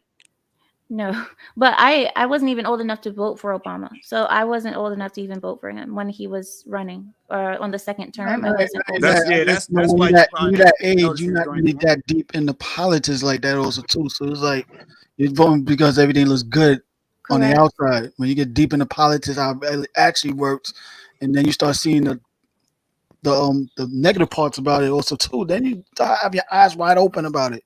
And stuff. Like I said, I think the last time I voted on Democrat side was Obama's second term and stuff. And after that, then it was like, why am I actually voting for Democrat? Because my own black people feel I should. And now I'm starting to realize, like, you know what? Why we keep choosing both sides and like we're not even working. Even though technically, if you think about it, they made the Republicans look bad one way and make it seem like going Democrat was the right way. But technically now it's like, I forgot. I learned that was so like many years ago and stuff. Black people used to be Republicans. So yeah, I was just going to say that. Hey, Ameera, a lot of black people don't know that. Exactly. The Democratic Party used to be against black people, and the Republican Party was for blacks. The Republicans was the abolitionist party. Civil rights voting bill, everything flipped. Exactly. Nothing flipped though, bro. They don't want you to know that. Hey, look, that's the big. Never tell you that. That's a big deception too, bro. Nothing even flipped. You know what I'm saying? Nothing even flipped. Like they are the same people, bro. On the Democratic side, they always been the rich party. It's people think that the Republicans is the rich party. They the working party. You know what I'm saying? The Democrats are the rich party. You know what I'm saying? I tell you what, if you could put into your younger people, like, look, you're not gonna always be young, and when you get older, family values will take hold more than what you want to do. Now the Democrats gonna let you do what you want to do. Now as grown men, how many of y'all really love what's going on in the culture, like the Meg Thee Stallions, the Cardi B's? Those are the people who's leading our women. That's the Democratic Party. But did you notice Biden, instead of meeting with any other person, he met with Cardi B? You know why he did that? Exactly. He did the bamboozled on everybody. Remember that damn speech he said, if you don't vote, you ain't black. I like, bro, I wasn't gonna vote for him no way. To me, that was the most disrespectful thing that I think I ever heard a politician say. One thing when he said that, that was disrespectful. That was low. When he said that, I said for sure no black people are gonna vote for him after he said that. Yeah. Well, and that's only because you aren't black, Ameera. When I heard that, I said, watch these stupid asses. I knew it. Then you gotta understand, a lot of black people, they hate Trump and don't even know the reason why Period. They just hate because a lot of people just joining. Most of these either what the females, black women, say you should hate them, or they don't even genuinely know why they hating them. They're just following what everybody else is doing. And now we're looking back like, check this out. Reverend Wright told y'all who he was. Reverend Wright told y'all who he was. Y'all didn't listen. I'm 35 years old again. I used to be a poli-sci major, and then we have to understand who actually propped up Obama was the feminist, was the black women. He said he was the first feminist liberal president. white women. That's who propped him the up. first feminist president, bro. Yeah. So it was white women and black women, these feminazis that propped him up. And Reverend Wright, if y'all remember Reverend Wright, before he got in the seat or in office, he told y'all who this clown was. But you black people, or so-called black people, didn't listen. Y'all didn't listen. Here we are today. My brother. See, the problem is with a lot of black men, especially, a lot of them were raised by their mothers. Facts. Facts. They weren't raised by men. I'm one of the few black men who was actually raised by both parents. And I've noticed the difference between myself and many others. And growing up, I never could figure out why a lot of guys acted the way they did. And then as I got older, I noticed they always put their mama on a pedestal. I'm like, where's your dad? And I'm like, no wonder you act the way you do. You were raised strictly by women. Well, really quickly, because I want us to kind of get off the politics, because I know people did not come in here for politics. But since you're bringing up the point about being raised by your mother, when we're talking about the hatred for women, do you think that many boys that are raised by their mother hates their mother, and this is why they treat women as such, that they treat them in a certain way? It's actually the opposite. They're raising. Wait, so you think that they love them more, and this is why? Because they're around women so much that their mother conditions them to hate themselves. That's why so many men who often are raised by women turn out gay or have a lot of feminine-like tendencies. Do you hate the woman for that? No, they hate themselves. That's why I said they hate themselves. They hate themselves. Yeah, they put women on a pedestal. That mom trying to always get that your validation from your mom, and then you leave from your mom's house trying to get validation from women out in the dating world, and that's why you have these men buying hotel rooms and filling it with rose petals and trying to fly them out on first simping. Yeah, Mr. Simp. Because they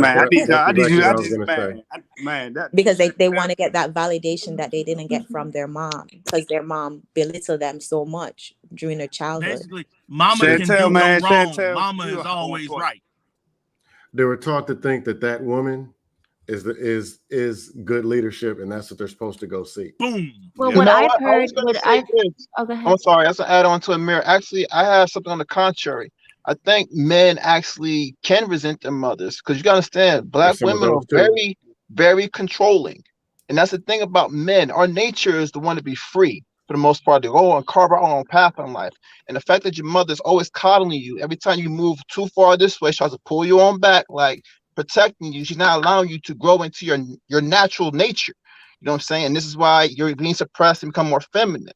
But you don't know it's that you have resentment for your mother. You don't know it. You don't know it until you get older.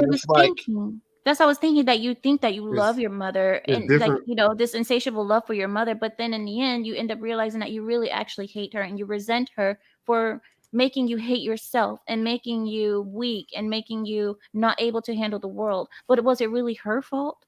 And it's like, this is where we come into this blame game, where it's like, if I say that it's the woman's fault, then women are saying, no, the man left, the man did this. And then I go back to the beginning and say, well, you chose him. You didn't have to be with him. Where was your father to help you through this? Where was your family? What about the other decisions that you made? And then it was the woman's fault. So look, I'm in like a real specific situation, right? Because I grew up with both of my parents, but my mom was dominant, right?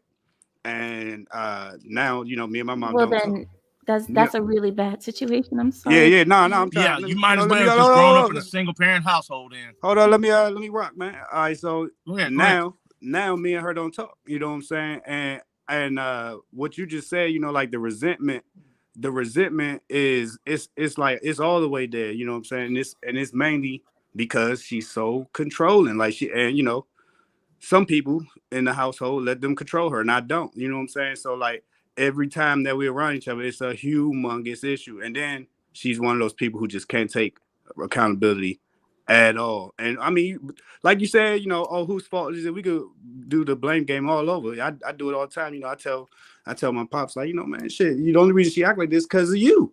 It's I bring you because of back, you. Mr. Millennial. I'll bring you right back. Oh yeah, no, I tell them like, only thing, the only reason she act like this is because of you. It's because of you. You know what I'm saying? Like you allow her to act like this for over 20 plus years, and now she's stuck in her ways. She think that she can talk to men any type of way. I'm not the same type of man though.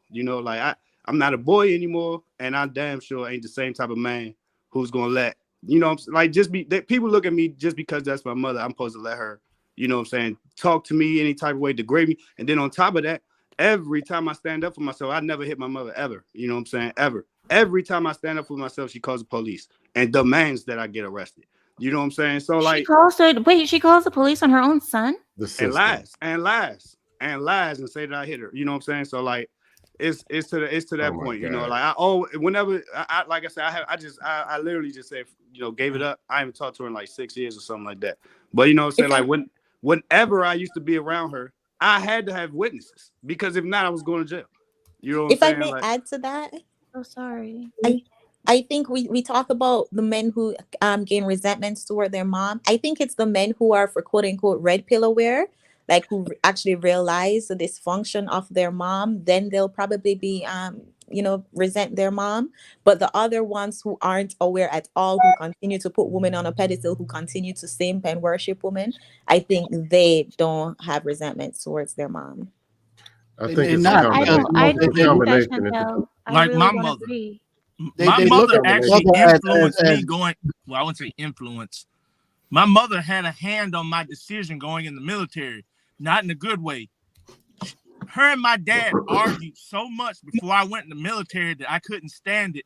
I had to enlist to get away from home. I told my dad, but I didn't tell my mother until recently. I told her, I said, you're one of the reasons why I've disappeared on and off over the years. I said, you're bad for my mental health. And I told her, I've been trying to make things right between you and I, but you make it very hard. I said, you make it so hard to where I want to get away from you and never speak to you again. And now she's actually corrected herself. Like that struck a nerve with her. I'm her oldest son. I'm like, think about it. I'm your oldest son. I'm the one who you're probably going to have to rely on in case you fall down or something, this or that nature. So it's like, you might want to try to be as well behaved with me as possible. I just want to say something like somebody, one of them chats just say, like forgive your mother. Like, bruh, like it's not about forgiveness. For one, you can forgive somebody and know that they're not good for you. You know what I'm saying? Like, I'm not saying this like he's saying something directly to me, but a lot of people, I talk, it's crazy. Like, it must be the sign of the times. Because I know way more than enough people who got similar issues with their mother, and it shouldn't be this way. The reason why he says it is because there's a common trope, like on Jesse Lee Peterson's show, where he says you're never going to find happiness or live your life peacefully if you don't forgive your mother. That's what I'm saying. So, so like I said, I just want to say this too. From what I always like when I talk to people, I think they get that perception, like, damn, like you hate your mother. I really don't hate anybody. You know what I'm saying? Like. All I'm saying is I know, like, it's people that I know and that I still have love for, but I don't go around them. You know what I'm saying? Because it's not good for me. They're not moving in the direction that I'm moving in. You know what I'm saying? And not only is she not moving in the direction I'm moving in, she's really trying to strap me down. You know what I'm saying? Like, she wants me to do what she wants me to do. And you know what I'm saying? Like that. So that's, like you said, men want freedom. It was so bad, man. Like, even when I joined the Air Force, sometimes I would look down, see what time it is, like 2, 3, 4 in the morning, like, oh shit, let me get in the house. Like I'm still on curfew. You know what I'm saying? Like that's crazy, right? But that's like a, you know what I'm saying? I just want to say, like mental trauma. Yeah, I just want to say though, like it's not necessarily that you gotta like forgiveness is not like letting somebody in and letting them do what they want to do. Forgiveness is just not hating. You know what I'm saying? You're not like, you're not looking for trouble with that person and shit like that. That to me, that's what hatred is. If I hate somebody, I have to see them. But that's all I want to say. I want to bring up something to Mr. Logic because Mr. Logic just joined us, and I want to argue with him really quickly about something that he said. Can I say this real quick with the forgiveness part? Because this side of person on me with my mother. No. We done heard enough of the mama shits, man. Come on, we good. We good with that shit. We just say you second the other nigga is who said it. No, dude, man. You know what I'm saying? Yeah, this is actually a serious moment because it's like, yo, understand. So I mean, I let y'all talk, but I haven't talked. So like, He really hasn't spoken, and mom problems really run deep, so I can understand it, and I do want to get it all out because this is a program about women and hate. So the fact is, like I said, like Z said, no, forgiveness is definitely for you. I haven't spoken to my mother in many years and stuff. I was raised by her older sister, and we don't have a good relationship. By the time, like last year, like about a week, 2 weeks after my birthday in January, she passed away, and I haven't spoken to her in many years.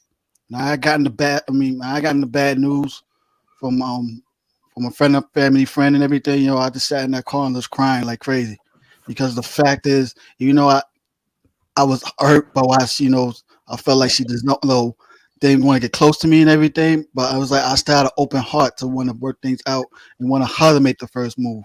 But I guess I have to come realize they sometimes don't work that way and stuff like that. And I had to learn to let go. When I was at a funeral and everything, I reunite with my brothers and sisters because I haven't been on speaking terms with a lot of them for many years, and like on the gravesides, like I forgive you. Despite we had an open, we had a separation for a long. I was still open you for coming back, but I forgive you because I had to let that go also too in my life. Just like Z says, no forgiveness not just for that person, it's for you. Because I don't want to carry that to my next relationship or whatever, or the rest of my life and stuff. So that I need to bring that up and everything. So thank you. Thank you, Mel. I'm so sorry to hear that. I mean, so many people have these kind of mom issues, and a lot of people don't even want to call it out because it's your mom.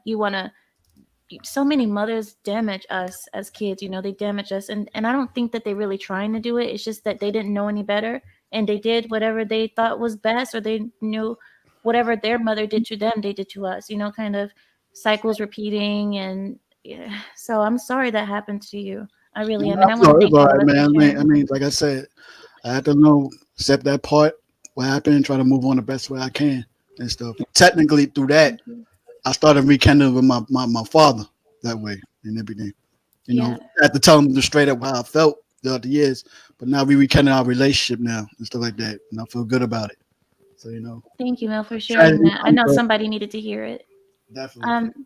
Mr. Logic. Yeah, can I address them before you ask me this question? I just want to address the conversation to the panel. Look, check this out. I'm hearing a lot of military men, right? And if y'all military men on here, y'all understand one thing. Y'all understand strategy. So now, strategically, the way y'all coming on this panel, y'all showing gaps in y'all flank. What y'all got to start trying to do as men is like, right now, women are winning. And they're winning because of this. Well, we as men is like, and then I know if y'all brothers been in wars and stuff like that, and then we showing that we can break down to this. Like I said, look, I'm not gonna knock y'all down or whatever, but look, just get behind the scenes, make a plan, come back and do, because y'all not complaining about the women, even though the woman is the one that's in front of y'all, but y'all complaining about the system. The system is the one that give these women this leverage to do what they do. That's why they continue to do it. If you had leverage in any kind of situation, you would utilize that leverage. Only fools don't use it. But we already went through this, Mr. Logic. We already got past this point about the system, and we all agreed that women could change the system if they wanted to. What I'm saying, if we continue to sit here as men and we identify ourselves to be alpha, and we come in here and we don't have the conversation with women, because right now this is like, you know what I'm saying, it's a circular conversation because you agree with them, all of them agree with you, so it's really not addressing nothing. Agree with what? Sir, Mr. Logic, it's not the system, it's the women. It's not the system. It is the system. The women have a choice, Mr. Logic, and they are choosing. With you, but just like anybody else in any kind of society, people will use the leverage that's afforded to them by the system. Just like you know what I'm saying? People that I call cap on all this, because anybody will use leverage. If you have leverage afforded to you by the system, you know what I'm saying, you will utilize that leverage. What we need to do is quit focusing on these women and focus on the system, focus on changing these laws, focus on changing it. Other than that, we just gonna whine and complain. You can't. That's what the women need to be doing. They need to be I got something different about that. Well, hold on. Let me just complete the it's statement. The women choosing the system, and it's also a lot of women who are not choosing. Hold on. Let me just complete the statement. This is what you're gonna find out. You're not going to shame these women.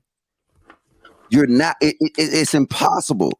You've been trying that for ages. It got a whole area of the YouTube called the manosphere that try to shame these women into doing right. You're not going to shame them into doing right. You got one or two options. You got two options. You either go against the real enemy, which is the system that actually put the stick up them, or you quit dealing with them. No, Logic. The point that Ameera is also trying to make. There are married people in the United States that don't use the system. A lot of us on here want to find those women and go marry them, or stop dealing with the ones, which we don't, is why a lot of us are single. We don't deal with the women who go get the system. If I smell system within 100 meters, I'm not dealing with it. I can't. Smell it. Survival. But I'm saying it's the woman that chooses the system, and it's not all of them doing it. We want to find the ones who don't. The ones who want to go in the system, the dudes, everybody, we want to identify as independent contractors and just be gone and away from it. All right, but I'm gonna just correct your statement. It's the system that chooses the woman. That's why this whole thing is becoming so powerful. Okay, then who is part of the system, the men or the women? Over to where it's raising the women. I get what you're saying. Hey, about the system. Who's the faces of the system right now, the men or the women? Say that again. You keep saying the system. Who is behind the system, the men or the women of that system? The man. Okay, then. And you know what? Then. Yeah. I was gonna say logic. You're basically making the same argument that I made earlier when I said this. Like I said, I kind of look at the system as being an issue because we never compensated for accountability for women. Like I said, women get treated differently, children get treated differently, and men get treated differently. If you want to make it equal, then actually make it equal and get rid of some of the safety nets. I've already talked about that. But then Chantel, she had many times. But what I'm saying is when you see these men, especially war veterans on here, and they're not having conversations to the women, that actually this just get to the point where you're just venting and complaining about women. That I said that when I hear these men say they was in the Air Force, okay, see, don't get triggered. Let me just finish. I hear a man that say they was in the Air Force, they was in the Marines, they was in the Navy, you know what I'm saying? They was in infantry. And then now the system has degraded these men down to that lowest level that they're complaining about mommy issues on a live stream. That's exposing your flank. That's all I'm saying. So like if you really want to do something, if you really want to do something, join Sage Talk, because you know what I'm saying, if you go to Sage Talk, what we're doing is we're trying to take steps to actually do something different, and we don't show our hand and we look weak. Because right now, if women looking at this channel, they will look at these men, and I understand y'all got it's real issues because I can relate to some of them. But when you show your hand in this type of manner, you know what I'm saying? Come on now. Y'all know. So you have a problem. You have a problem. I'm sorry to cut you off. I didn't mean to cut you off, but you have a problem basically that someone is sharing their experience with their mother about what happened with their experience. That's what you have a problem with, not the whole system thing. This was just a facade for you to criticize Mel for speaking about his experience. No, don't try to curve this, Ameera. I'm asking you an honest question. I said if you watch anything, if you watch anything that I've been saying since I've been on the Lapeef Network, I say to every man, the woman is just a front for the bigger plan. If you want to address these issues, you think that. Sorry. Oh, only I think that. Well, guess what? Guess what? Keep complaining about the women and come talk to me in 10 years, and guess what's gonna happen? You're gonna still be complaining about the women. Well, you keep talking about the system, and you come back in 10 years, you're still going to be complaining about the system. Yeah, the thing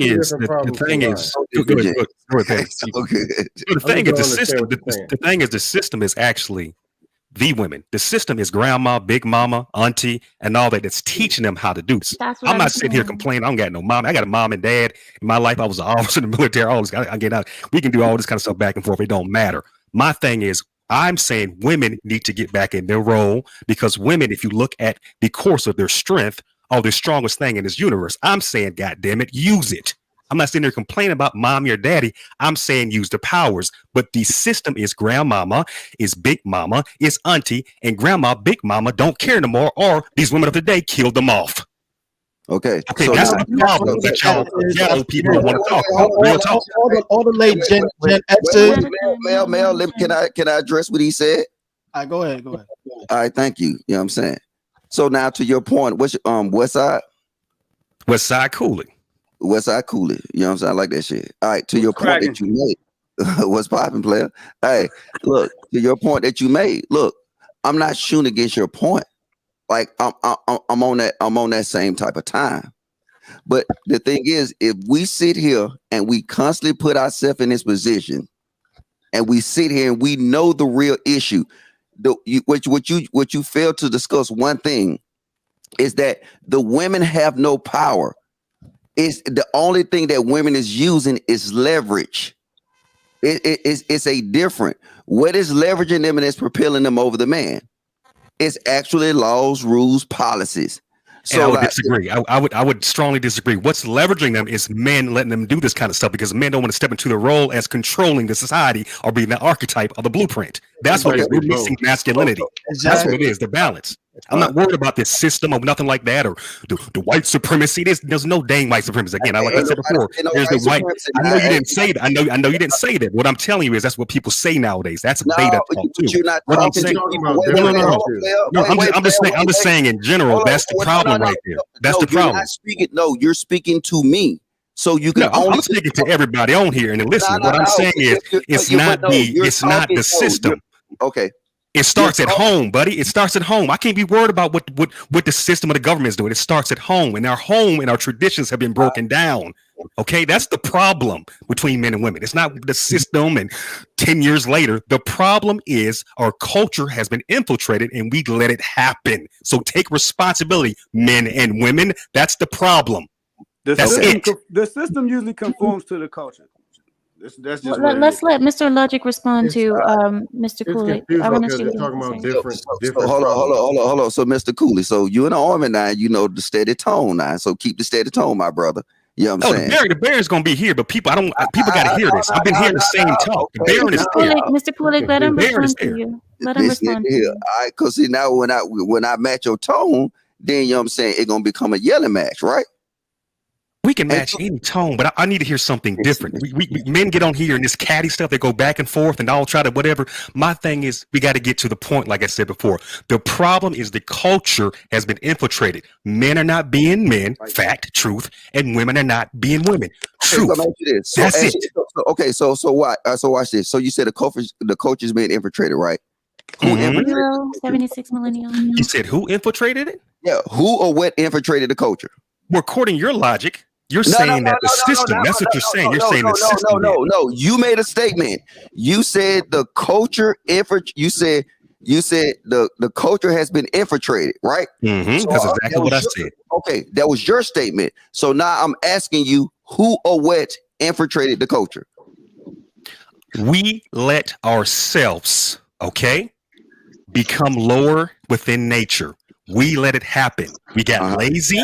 We started hating and being jealous of each other. We started competing, just like we're doing now. People come in the room, they want to make a different point that don't make no dang sense. The issue and problem is when something is said, and if it's the bullseye, we're hitting center mass here, right? If the problem is there, that's it. I'm not blaming women or men. I'm blaming both parties of what's going on here now. Okay. I'm not going to be about no dang system or nothing like that. No. Listen what I'm saying now. So now, and think about this with a direct answer. You said the culture was infiltrated, right? So if it was infiltrated, that means something outside had to come in. People can't infiltrate themselves. So now I'm asking you. Yes, they can. Hold up. I'm saying based off of your statement, who or what infiltrated our culture? Did you not hear what I just said? I said ourselves. I said the men and women did. I just said that. I literally just said that. And that's another thing we don't have. We have a comprehension issue too, and that's the issue. What's going on nowadays too? I'm gonna be real with you. They think they smart, but they ain't. All right, so yeah, no, we're not. So his statement is the black culture infiltrated itself. Jump in, Chantel. Yes, indeed. And I'm saying all cultures did. I'm saying all cultures did. I'm saying all did. I'm saying all did. Hold up, Mel. Let me talk to this man. He don't need no wingman. Shit, I know you're in the Air Force, but wait. Look, check this out. Look. So I'm just making sure. I'm just you good. I'm just want to make sure I understand the logic, so now I can see where he coming from. So the problem is that black people infiltrated themselves. I'm gonna say it again. I didn't say it. I said all people: black, African, Chinese, Japanese, Mexican, El Salvadoran. I'm saying the human race within all this demonic stuff that happened nowadays. We did it to ourselves, is what I'm saying. Is that clear? Not just so-called black people. I'm talking about all races of people, right? Religions, right? Sexes, creeds. You got what I'm saying now? Yeah. Okay. So I think you probably picked the wrong terminology. So if you actually look at what infiltrate is, then you'll understand that what you saying, it makes no sense, because how in the fuck can people infiltrate themselves? People do it every day. People do it every day. The civil rights movement did it. Are you serious? The civil rights movement did it. The civil rights movement infiltrated themselves. Are you serious? The Black Panther Party infiltrated itself. Are you serious right now? Are you serious? You're serious. You really want to go there and say that? Are we on now again? Just say influence, man. It's in this You topic. can infiltrate yourself. Yeah, it ain't that serious. Come on. That messed up our community. So just keep Guys, it. I want to get Chantel to get in, because she's been trying to get in, but she hasn't had a chance to jump in. Chantel, just really, do you want to say something? Yes, real quick. I appreciate the conversation, especially the conversation about politics that we talked about earlier. I was really listening. I wanted to say something from then, but everybody was talking. I wanted to share my story. Like, as an immigrant, I didn't know anything about the Republican Party or the Democratic Party, but I was just told that we should vote for Obama just because we're black. And I know that didn't sit right with me without knowing any of the policies or anything, but my whole family voted just because he was black. And the Democratic Party is the Black People Party. With a conversation with Mr. Logic. Hi, Mr. Logic. This is my first time speaking with you. In just observing the conversation, I think both you guys were caught up on misinterpreting one word, and it just shows how the conversation that could have been a productive conversation went left, because both people had a completely different definition of one word. Yeah. If the system infiltrated the black community or not, we have a problem. So focusing on what caused the problem, to me, I think is irrelevant. But if we were to move the conversation forward, saying okay, what can we do? Men, I agree 100% with Mr. Westside. Men need to start being men. Women need to start being women. How can we accomplish that in our society instead of getting caught up with what's the definition of one word? And I call cap on you, because if his point was Mr. Logic. No, because you finna get it how it is. I'm not finna sugarcoat, because like I said, he was actually right when he said the black culture was infiltrated, and I was with him. But what he did is, when he said the black culture was infiltrated, right? Infiltrate, by definition, is to enter or gain access to. Enter. So now, by definition, you cannot infiltrate yourself. He was actually. You missed the point again. You missed the point again. Maybe he used the wrong word. I'm from the West Side too. Just let me finish, player. God, just let me finish. Like I said, I was with you. I said the black community was infiltrated, but see, and because like I said, that was your term. I did not use that. So now in the discussion about it being infiltrated, you wasn't expecting me to say, okay, well, who was it infiltrated by? Ideally, it was infiltrated by the system. The system infiltrated our black culture. The system leveraged our black women. If you want to be honest, go to the Great Society, and then you'll start looking when we start having a decrease in our fucking nuclear family. You will see the system infiltrated the black community, and you use the right terms. But what happened is that because my follow-up question, it was like, oh shit, hold up. Well, I have to concede that it was done by the system. No. It wasn't done by the system. Again, if you look at history, how societies get broken down, like I had mentioned on another show on Ameera's channel here, why certain societies get broken down is because of self-deletion or self-hate. And I'm talking about the LBGT, and I'm talking about all this weird kind of things like that, and it's feminism. That's what people chose to do on themselves. It's basically called like inducing cancer within your own cells, and basically you're summoning to do that to yourself. That's what it is. Then society can easily break you down. But there's if you will, there's steps to how you infiltrate somebody. But first, that person has to not believe in themselves. So what happened was we stopped caring and believing in ourselves. Then the system said, you know what? I'm licking my chops now. I can go get them boys now. That's what happened. That's what I'm trying to say. Y'all can call me conservatives, y'all, whatever you want to say. But again, as a man, because y'all want to talk about this man and stuff, as a man, I have to take fault and go, how did this happen? Well, you know what? I was slipping today. That's how they got me. And that's what I'm telling you, Logic, in the panel on here. We slipped, and that's what happened. Plain and simple. That's it. I agree with you. That's why I wanted to try to back you up and everything. Reality is we allow certain shit to happen in our community. Period. Sorry for my 100%. Period. Point blank, we allowed this to happen. Exactly. I want to use a miracle. What is the solution? Hold on. Miracle. What your culture, right? Y'all follow patriarchy in your culture, right? Yeah. You don't allow outside forces to interfere with none of that. Outside forces to interfere? Hold it. You know, yes, we did. Y'all literally keep proving my point. And first, our women, they made a choice. That's the whole thing. The women made a damn choice. They're responsible for that. And now they see the negative part of the choices behind that. Even we're being affected. We're allowing this to happen. And I'm with you, Mel. But what you got to realize is what you just said. Do you not know you validated my point? You just said outside sources infiltrated our culture. See, and we allowed it. That's the point you wasn't getting to. You still blame outside forces. I'm not blaming outside forces. I am responsible for my own well-being and the well-being of my family. Listen, Mel. Hold it. We still allowed it to happen. I'm telling you, hold on. You ain't got to yell. Hold on, let me finish. That's just like how we had liquor stores over in our community or this nasty food, but we still chose to eat it, support it. Yes. We run our community the way we're supposed to. And then we complain later when things don't go our way. Yes, talk that shit.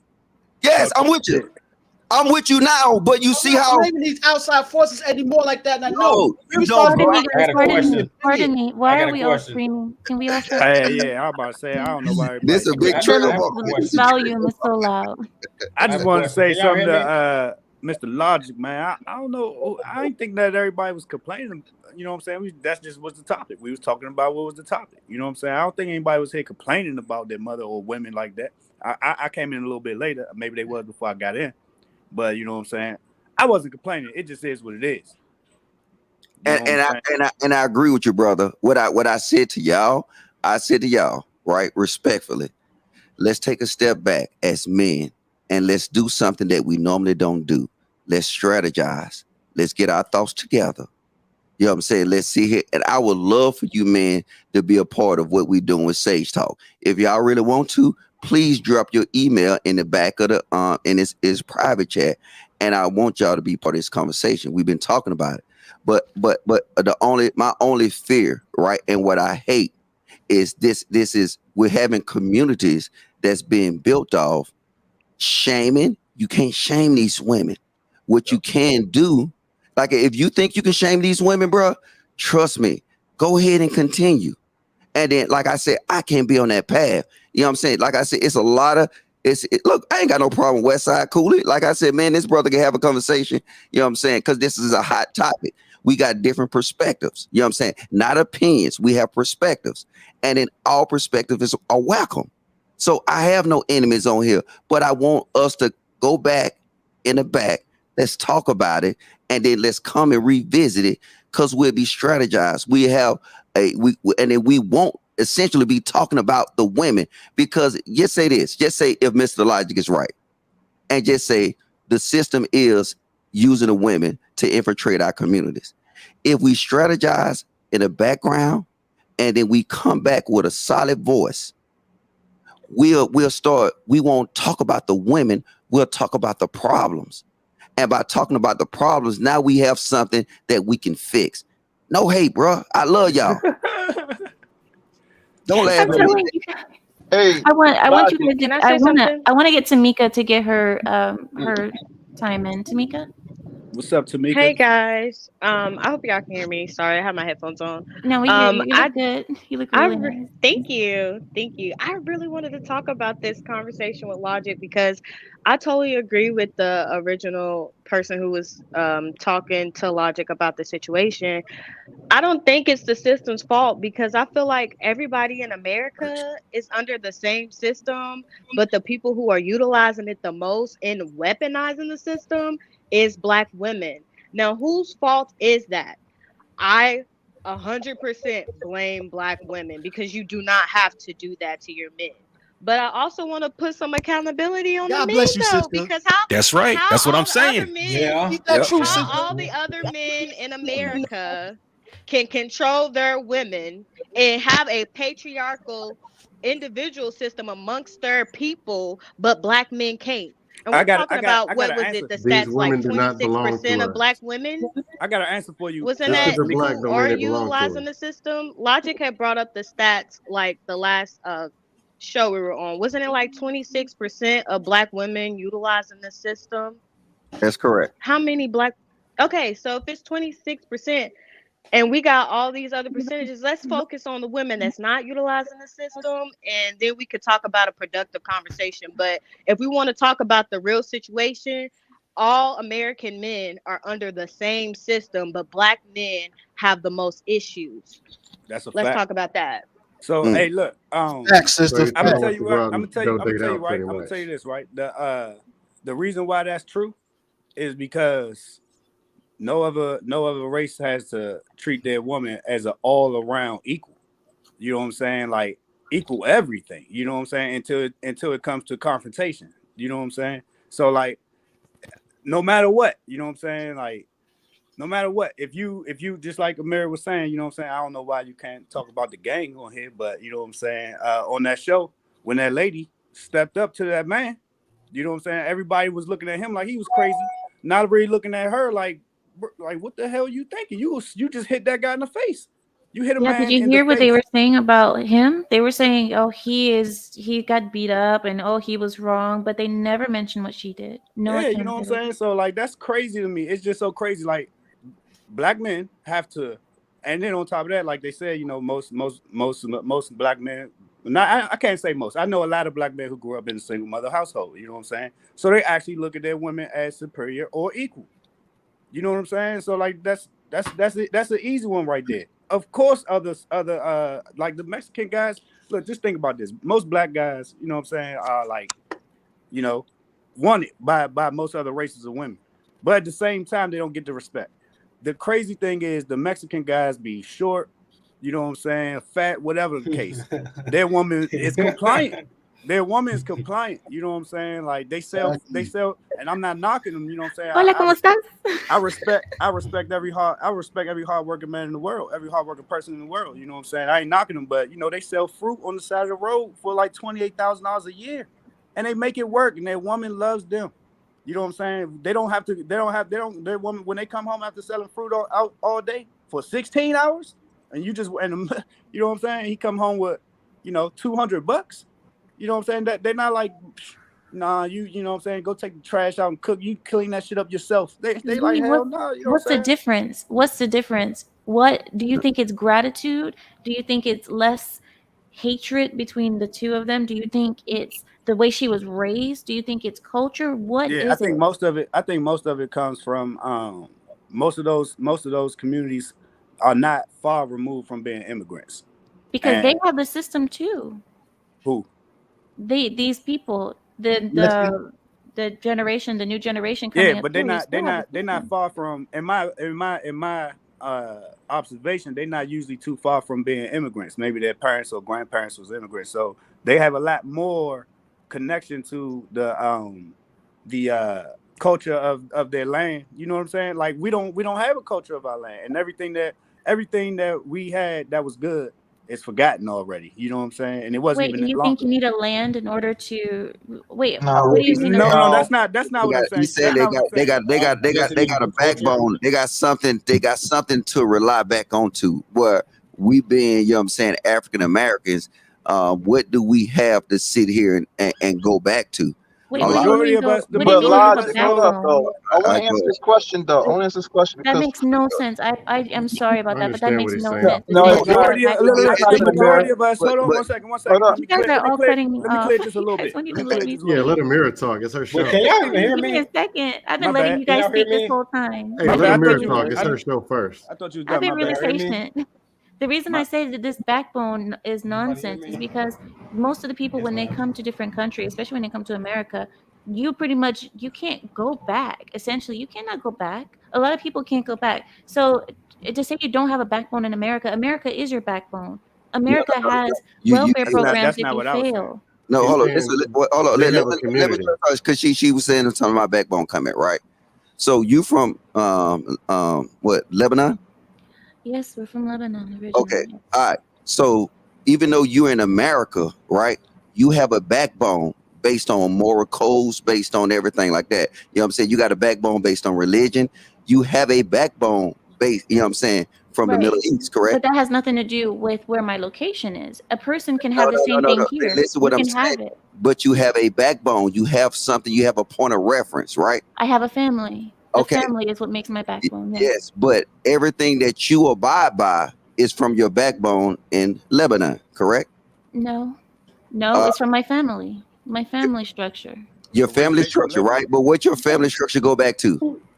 The traditions you follow. Do you not follow Lebanese traditions? So you're saying that No, because no, no. of the I'm just saying, land, do are you you not follow saying because of the Lebanese land? tradition?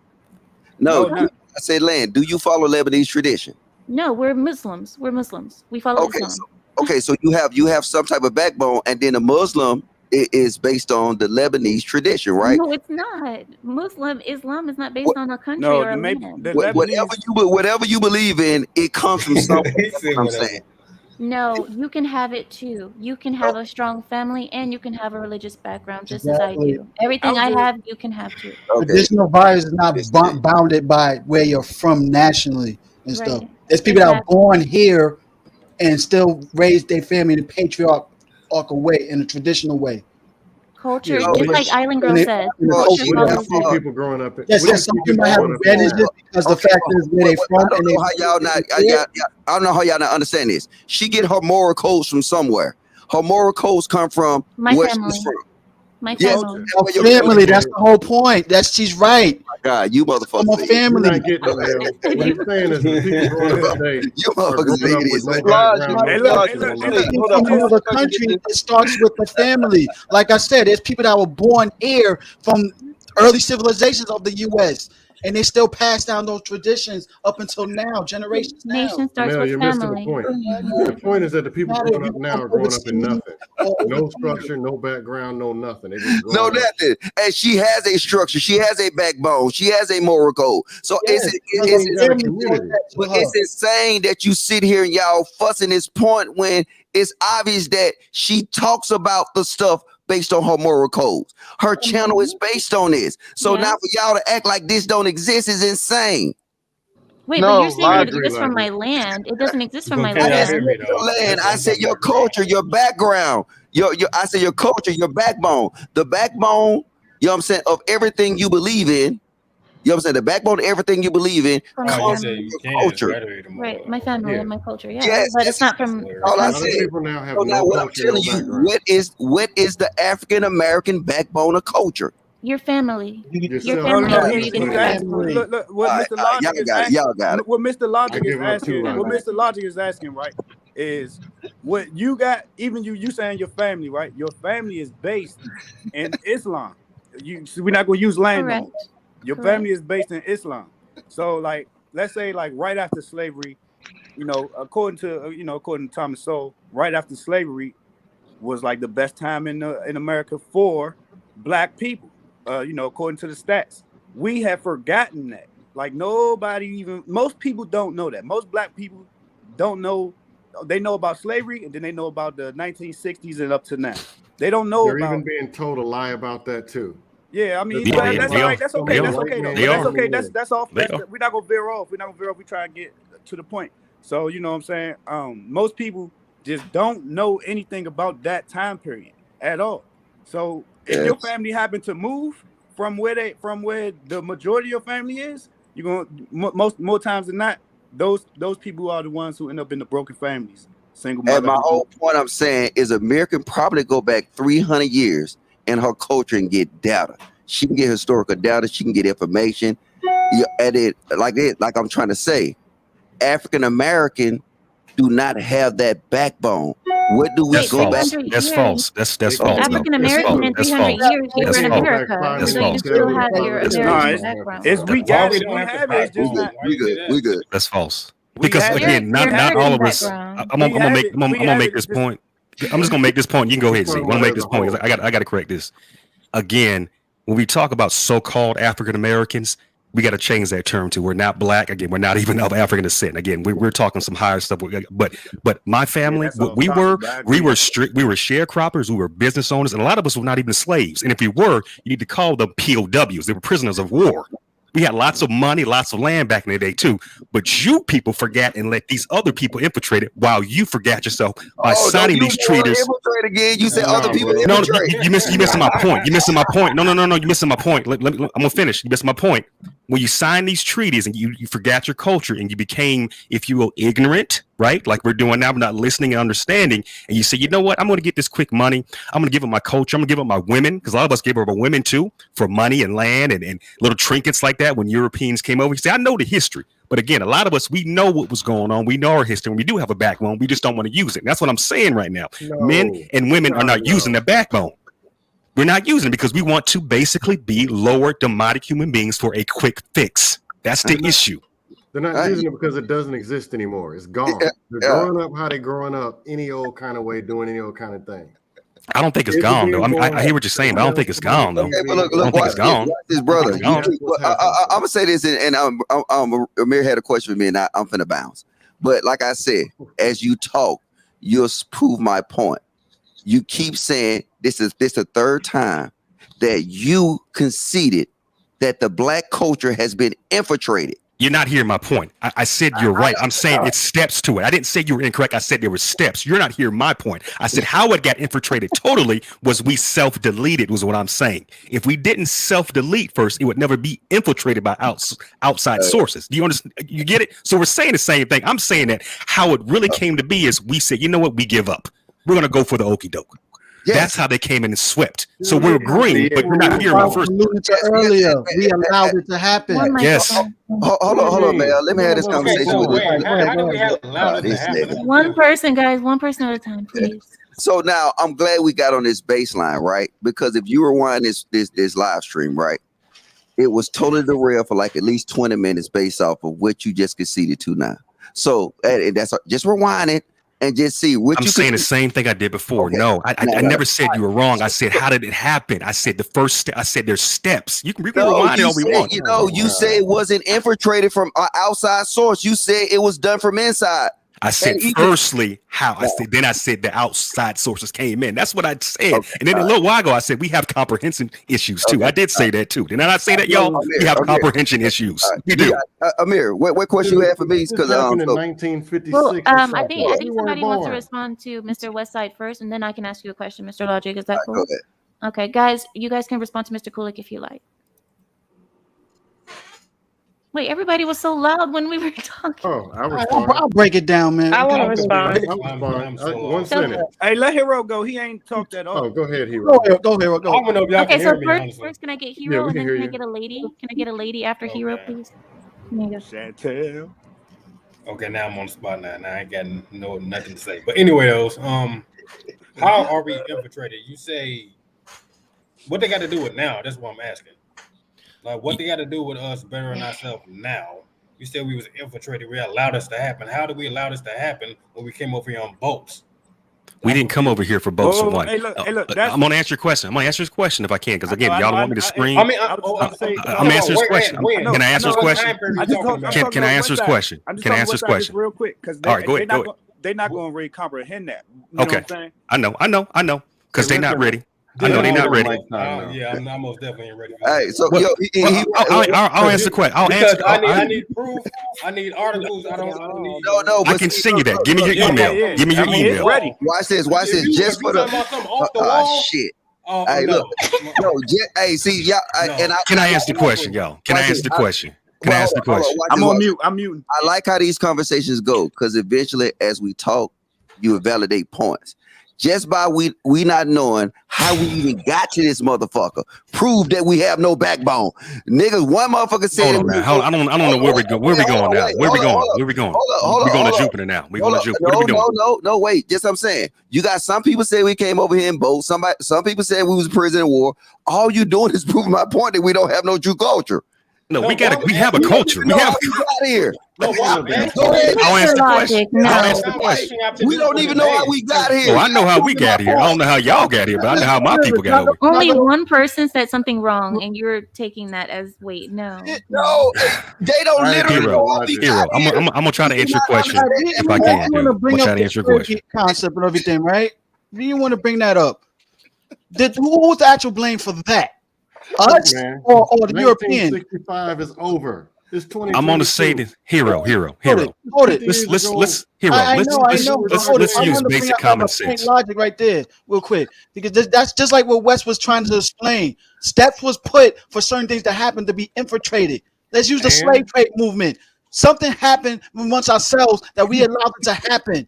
They didn't just come over here and just grab one group of people, prisoners of war like that. They grabbed a bunch of us like that. I didn't say that.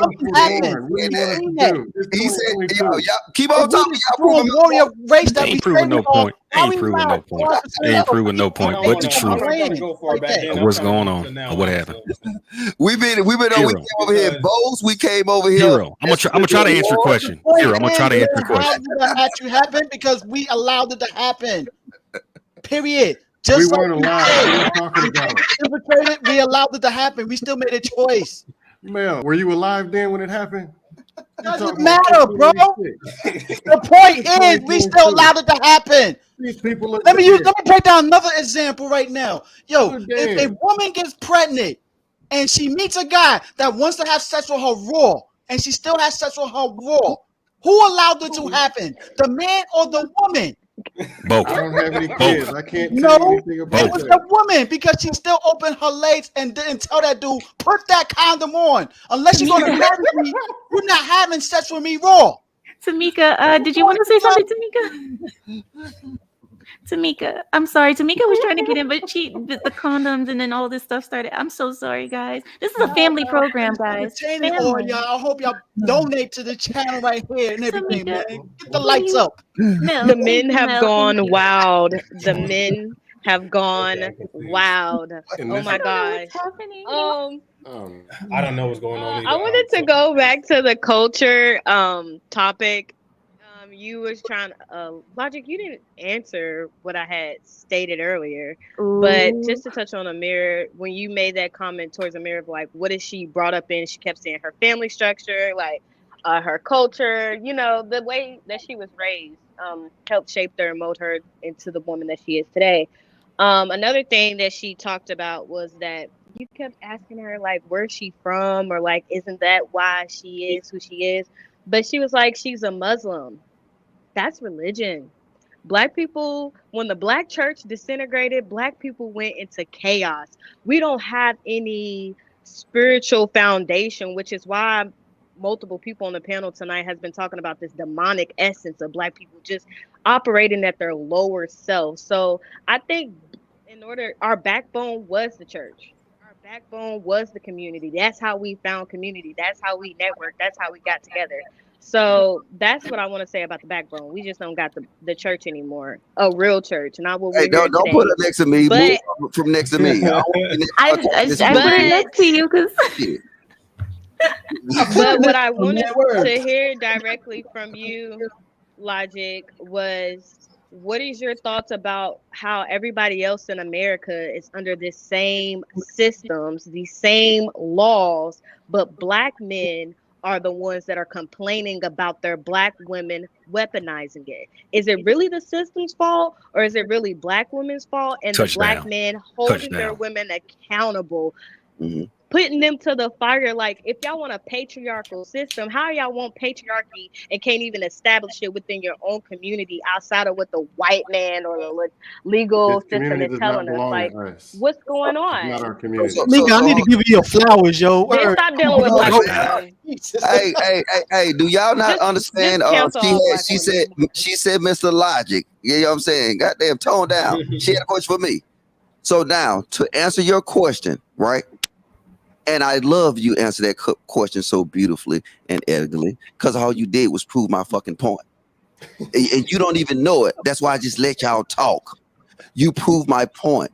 My point is that we have nothing. That's why we so easily infiltrated. We got something. We got something. We got something. This nigga go. We got something. We got something. I'm You're just saying false stuff. I'm not gonna have you saying no false stuff like that. I'm not gonna. Can we let him finish? Let him finish first, and then let's respond, please. Go ahead. No, you want to be Mr. Logic? Change your name then. Nigga. Nah. I don't be Mr. Don't understand nothing because you can't comprehend nothing. Is you gonna let me answer her, or she said you? Well, go ahead with the more falsehoods. Go ahead. Let's hear the crap. Go ahead. Proceed. Guys, diplomacy. The nice way to tell somebody to go to hell and have them looking forward for the trip. Okay, let's relax. All right, babe. What you just described is actually everything I've been discussing since I've been up here. Our community has been infiltrated. Our culture has been infiltrated. That's why it's only affecting us. You can sit here and say the face of this bullshit is the black woman, and I will absolutely agree with you. But I said the engine of it is the system, because if you remove all these incentive programs, you move all these different things that affects and destroy our nuclear family. Oh, go ahead. Oh, she said, okay. I thought she was finna say something. If you remove all these things, guess what you'll have? You'll have a lonely woman. And that's all I got. I hope that answered your question. And then guess what? And then now to the backbone thing, what you said, church was never a backbone for the African people. Church is really something fairly new in history, but especially for African people. That proves, because you said church, that proves we don't have a backbone. On this panel, you done heard people say that we was POWs. You got other people, black people, saying that we was natives of this land. You got other people saying that we came here and the aliens dropped us here. You got other people saying that we was over here on boats. By that define, we have no culture. Amir is. We have a culture. What are you talking about? What are you talking about? You just saying stuff. You don't make no sense, dude. Please And do not nobody said you don't make no sense, dude. Mr. Collet, Mr. Collet, one moment. Please I don't got- interrupt. Please I don't got- interrupt him. One There you second. go. All right. Yeah. Ooh, he triggered. When I you love say that culture, shit. you gotta always refer back to I'm 1922. gonna just end it off on here, right? Just end it off on here.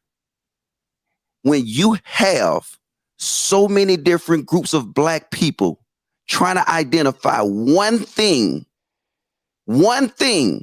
it proves my point. And then as they get to it, you'll be stunned to see them use that word that they say they didn't want to use at the beginning. Infiltrate. You have to be infiltrated by an outside source. Even if you have agents within your community, somebody got to contact them agents within your community in order to infiltrate them. See, we have no accountability. And like I said, Amir has a backbone with her culture. Even though she came from the Middle East, she can tell you so much history about her culture. And then you get a nigga up here and they'll start talking about slavery and fucking boats.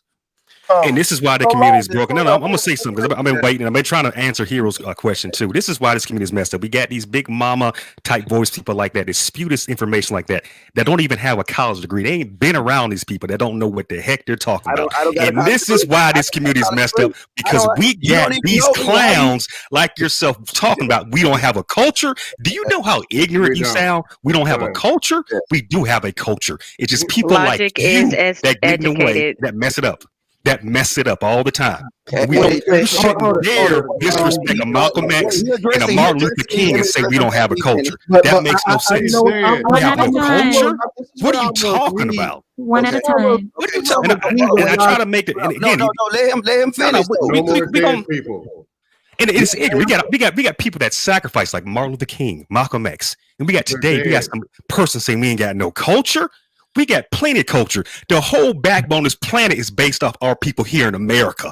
It's based off even our degeneracy. I can't say the word right now. Based off our negative output. So we have a culture. So you have to be corrected on that immediately. You know you're wrong. Okay. We have a culture, Logic. We do. So don't say that on this national thing and say we don't have no culture. Don't do that. Okay. I'm gonna stand up for my ancestors. I'm getting tired of you so-called black people lying about the slavery thing, the culture thing. Y'all don't know what you're talking about. And this is why we're in the situation because these Negroes keep spewing this mess.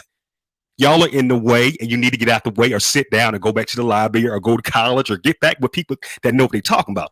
But Mama, say it again, Martin Luther King, Malcolm X sacrificed their lives. In 2020, we got some personal panels. I'm talking about we ain't got no culture. Are you serious? And are you serious? Okay. I want to answer this. I want to answer this real quick. It's very disrespectful. Brother, Can we let Mr. Logic respond? He's Mr. talking to Logic, me, would you brother. like to respond? Yes, thank you, Miss Ameera. All right. Everything you just said, right, proves my point. When you name Martin Luther King, you name all these people that is documented that they was infiltrated by the government. But by themselves first, by their own people first. Like I said, then the government. Nigga, don't you have any discipline? Was you in the army? Chill out. I just sit here and let you go. Chill out. But you got to correct yourself. You keep saying outly. You have to say it correctly. Mr. You have to say it correctly. Okay. You have to say it correctly. One at a time, please, Mr. Coolidge. Can I, matter of fact, brother, can I go now? If you say it correctly, unless I get kicked, you can. But again, I agree to your point. I agree to your point. But say it correctly. Let me finish. Well, say it correctly. And let's be men and say it correctly. Say it correctly. All right. Because you're doing what women do. Women like to change and shift words. You doing that woman stuff. I'm saying I didn't basically say it. You're right, but I said step one. Say what I said, and then we're gonna agree both ends. We're gonna do it the man way, woman. What we gonna do? Listen, what we gonna do? I'm using the exact terms that you use. You said Malcolm X and Martin Luther King was our culture, correct? These were our ancestors in culture, correct? Yes. Okay. And I'm saying you're proving my point because them two individuals, it's documented that they was infiltrated by the system. So now and what? And what else? And what else? And what else? This nigga here. And what else? Mr. Coolidge, Mr. Coolidge, let him finish. Let him finish his point. Let him finish. Logic, please. Right, look, so goddamn it, boy. Shifting things like women. And what else? That's the thing. I didn't say it. This nigga here. Oh my God. All right, go now. Let me finish. Shit. All right. And then to get to, you know what? I done fucking forgot, bro. Go ahead. Ameera, can you answer Let me go. You lie when you forget. I just want Mr. Coolidge to I just literally don't give a fuck no more. Ameera, can you please ask me your question so I can leave? Okay, just really quickly because he wants to go, guys, so then we can finish the conversation. But really quickly, Mr. Logic, my question to you was, well, I barely remember it, but it was regarding, you said the ancestry. It's kind of like what you're saying right now. You said that other people can trace their ancestry 300 years to the past and so on and so forth. And my argument was, couldn't you trace your history as well and your ancestry if you wanted to? There are people who are even adopted who do their DNA test and they find out where the ancestry comes from. You can trace it. So are you telling me that you are unable to trace your history because what? No, my statement is not the ancestry. You know what I'm saying? It's not but I'm not talking about my bloodline. I'm talking about culture. You know what I'm saying? You can trace your culture back years. We can't. we've been African. What? I'm just say this, right? Just by the dialogue you heard on this panel, they can't even agree how we got here. So how? Wait. How can you therefore expect them to backtrace their culture to anything when we don't know if we came over here in boats? We don't know if we was Native Americans. We don't know if we came through Mexico. We don't know if we got through off some helicopters, some airplanes. We don't know how we got here as a collective. You do. It's a big difference, Amir. I understand what you're saying, but however, I want to give you a little point of reference. My people have come through. I have family. We live generations in Russia. There are generations in Turkey. Generations in different countries. The culture can change no matter what, and you're still the same people. So why is there so much emphasis on that when you can make your culture any way you want? As you as an adult, you can change into Islam today, and you can make your culture, and you can make your children respect and obey that culture. So why is it that you must be the same culture that you were 300 years ago in order to feel valid? That's what I'm trying to ask you. Yeah, and it's not that you need to feel valid, but when you're dealing with it, it's more than religion. It's more of a moral code. You know what I'm saying? It's a lot of good things that come with that. That, like I said, you have the privilege to have that. Just like you just simply said, you trace your lineages back to what you said, Russia, whatever. Right, and the places change, the cultures, everything You see how gets modified. you see how you was able to do that? We can't even agree upon how we even got on this damn land. Yeah, because we got people that are spewing this madness that don't know what they're talking about. That's why. This nigga right here. You already had yourself. Can we define all culture? this N-word nigga talk, you got to chill with that. With me, you got to chill with that. Does anybody else, Mr. Anderson? Because you don't know what he's talking about. You just another Can I ask Mr. idiot just saying random stuff because he's scared to say the truth. Guys, one second. Before you say anything, Let me about moderate. Guys, let me moderate a little bit. Let me try to moderate here, please. You don't know what you're talking about.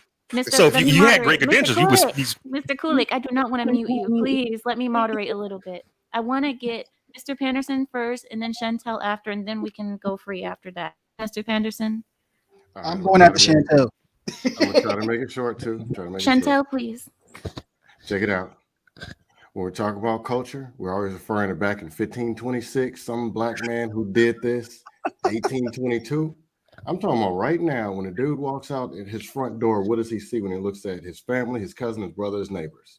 That's culture. I don't even know what it is. And all this stuff about MLK, they were dead before I was born. I don't know if we got thrown out of airplanes and grew up out the ground. I don't even know. I don't care. All I want to know is when I open the front door, when I have children, do I have something or a system to put them into, or do I have to be a superhero? And protect them from all the garbage and the TV and the cell phones and other black people. That's what Logic is probably referring to when he's talking about culture. If not, that's what I'm referring to. 1526, that ain't us. MLK is dead. MLK ain't over there on MLK Boulevard. You're going out on the street, MLK, and you're going to see something that you don't want to see that looks like you. Worst streets in America. Named after his hero. Can I get Chantel now? Are you done, Mr. Panderson? I'm sorry. My other question was to Tamika. What you said was we were talking about avoiding the woman in the system. And I wasn't necessarily referring to black women. But I'm saying don't date women, don't go have kids by some of these women, and don't end up, because then you got to deal with the system. You were saying, well, don't make black women in. That's kind of saying that black women represent the system, or that's what they're attached to. Or did I say something different, or did you say something, or you're meaning something different? No, I agree. Y'all are sitting here saying that the 26% of black women who are actually using the system is weaponizing the system. I don't think the system is the problem. I think it's the women. Okay, I get what you're saying. That's You're saying the go look problem. at 74, or go to the other women who aren't using the system, or the other black women who are not. I agree with that too. Okay, I got it. Cool. I agree with that too. All right, let the dustathon continue. Y'all go ahead Okay, and battle thank it you, out. Chantel. Chantel, really quickly All before right. everything Ding, ding, starts ding. going up in flames again. Okay. Please, My Chantel. question was to Mr. Logic. It was piggybacking after off Ameera's question about why so much focus on the culture if it was so 300 years ago and it's not even sure where it's from or what the culture is. Why are you so concerned about the culture and not just build moral and values now that will benefit now and future generations? Excellent question. All right. Actually, when we started the culture thing, that was not my original point. I was showing the lack of. That's why I don't like to use the boat references and the prisoners of war references and the Indian references. So the culture thing was not my point. That's why I said if we address the system that's affecting our culture so much, which is fronted by the women. I'm talking about today. I'm with Mr. Patterson. I mean, we talk all the time on the panels. I don't want to address no Martin Luther King, no Malcolm X, no none of these individuals, because now we need to try to develop some of these people today, because now we have to live in reality. We can't live in the past. And that's a problem with a lot of times when you have these black conversations. They go to the past and now you got mixed reviews. We can't even agree on the past. So I don't want to focus on the past. I want to focus on right now. We got an issue. It's a gender war that's going on between black men and black women. And I'm trying to take the focus and not trying to take the accountability. See, this is a difference. I'm not trying to take the accountability for the black women, but I want to focus on what powers the engine that push these black women. Because if we remove that engine, do you not think by default we can actually start making an impact? Or we can just continue to try to shame them, make them feel bad, do this and do this. Guess what? The black manosphere been up over 10 years, and they've been trying to shame the women. They've been trying to do that. It don't work. The engine is fueling these women.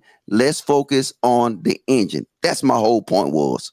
Can I go, please? I've been waiting. I need to I go. want to just make sure I answered your question. Did I answer your question, Miss Chanel? It's Chantel. And yes, you did. Thank you. Okay. All right. Hey, thank you for having me, Ameera. I'm finna drop down. Cool, I love you, brother. I'll email Thank you, you, player. Mr. Logic. Yeah, I mean, much respect to you. Logic.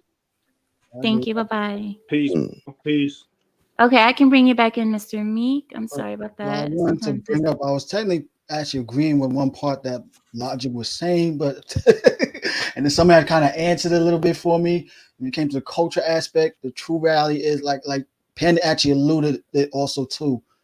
And not in the black community, we've written our culture so many multiple times. We don't even know the basic structure of it. There's no disrespect to MLK and Brother X and everything. I like them brothers also too. But their way of trying to thinking has been destroyed for months of years. We see it. Our culture, and Anton said it himself, our culture is trash. Look at it. Look at the TV. Look what's going on. The main factor of a culture is family unit. We need to bring that back. No matter if you want to put a religious concept of it, spirituality concept, we still need to bring back the family unit. That's where the culture starts off at. I always say is this: the men create the structure of a culture, the women pass it down to our children so it can continue. In between that is what we created, what the men created, the woman chose a different plan and changed it and indoctrinate our children, and it keeps happening over and over. We have to bring back the family structure culture the way it's supposed to be. That's what I wanted to say. I'm past I don't know what's the disagreement there. I mean, I understand that Anton called the culture trash, which he said he clarified later that certain aspects of the culture art is trash. So I don't know how you guys take that. How do you guys see it? I was gonna say, I see America as a whole and how it's being affected. The thing that's being promoted most is selfishness. Honestly, people are being taught to be more and more selfish. Look out for me. It's all about me. I, me. Facebook, Instagram, all these little platforms prove that. Everyone wants to be the next biggest thing. Everyone wants attention. Everyone's external of everything that there is. No one's doing nothing internally. No one's loving themselves. They're being very selfish. They think it's all about them, and that's how things are. You know what I'm saying? Like it's like as I was trying to say earlier, it's like it's not so much that culture in general is corroding all across the West, not just black people. That's why I don't want to just focus on us because we gotta look at bigger picture. We can focus on ourselves. We're gonna miss context and clues from other places. You know what I'm saying? But that's just it. You know what I'm saying? Like I look at the bigger picture. I'm traveling the world and I see how everyone is affected. The one that shocked me, honestly, God, was Japan because now that I'm out here, I didn't know they had like teen pregnancy as an issue. I didn't know they had like other problems like these issues. I never would have thought Japan would be like. They so like when I see the image, I just think of them being disciplined as all hell. They still are. They still are. But they're being corrupted as well. The West, right? The West has infiltrated. There's the word of the day tonight. Infiltrated. The West has infiltrated. Just really quickly, I want to address this point. Brittany says most cultures have their own language. I don't know what exactly you mean by that because if you see like every languages that people speaking, okay, listen. In the all of South America, they speak Spanish. Are they Spanish? No, they didn't come from Spain, but they speak Spanish. Now, do they have their own language for their culture? Is that their own language? I don't know. But people who speak French, there are people in Morocco who speak French, and you still say that Moroccans have their own culture, but they speak French. Is that their own language? I don't know. So it probably more like the dialect, right? That would Dialect, probably yeah. that would you probably can have an be like the accent, language. right? Yeah. You can have I'll accent. cut her off. My bad. I thought I was helping her out. My bad. You can have accents. her Yeah, off. you can have accents and you can have different ways of speaking it, but it's still the same language. English, however, English is the universal language. Well, it has become the universal language, but pretty soon here we're all going to be speaking Russian or Chinese. But Yeah, don't let me say anything. Mongolian. We're gonna be speaking Mongolian. Right, you have to start speaking Mandarin. But yeah, so this is why I don't believe in this. Most cultures have their own language. No, a language does not make you your culture. I know that people like to say your language is your culture. Not always. Sometimes yes, most of the time no. And Marv, to make your point, like I was saying earlier, this is why if you notice, if you rewind it, I didn't make a point and put a race on. I said all people have been, I'll say the word again, infiltrated by this feminazi demonic nature. I never said so-called black member. Go back. I said, and then I had to break it out. I said black, Japanese. Again, I've been to these places. I've seen these people, what this feminazi or feminism has done. You just said you're Japan. I knew that already because I've seen this. That's why I said Central America, South America, Mexicans, Asians, Middle Eastern people, all this feminazi stuff and all this weirdo stuff that's going on now is because, again, step one, we chose to do it and the system came in there to sweep and take it away and take over. Facts. So guys, I wanna let what Cooley was trying to explain is steps to it, a breakdown that allows it to happen this far the way it did and stuff. You know what I'm saying? Kulik, I'm sorry if I mispronounce your name, Westside. He was trying to explain that. Yeah, like, you know, as I said, I know what he was talking about. Maybe just like some words he might have used, but I understand what he was talking about. Yeah. That's what I was saying. All for something to be infiltrated, we still have to allow it to happen. We still allowed it to happen at the end. At the beginning of it, we still opened our doors, allow it to happen the way it is, and it gotten this far. I have 5 minutes, guys, just so you guys know. The Go ahead, timer is 5 minutes. So my thing is, what do we do now? Run.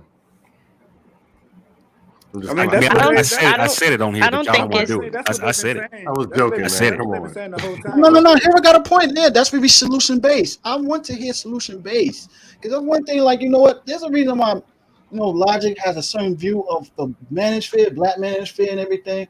I think I disagree with him that because I know he probably listens to some extremist channels and everything. I get that. I stay away from some of those channels, but I'll be on channels with a solution based. We bring the problem, we bring solution based. Too many people ignore the solution based channel so much, and they just want to pair bond too much and everything. Yeah. Here has a point. Now, let's talk about the solution. So I mean, I have examples like we can look at the past. I mean, for the benefits of it, like Martin Luther King, what he was wearing when he was going up there talking a suit, but he wasn't a politician.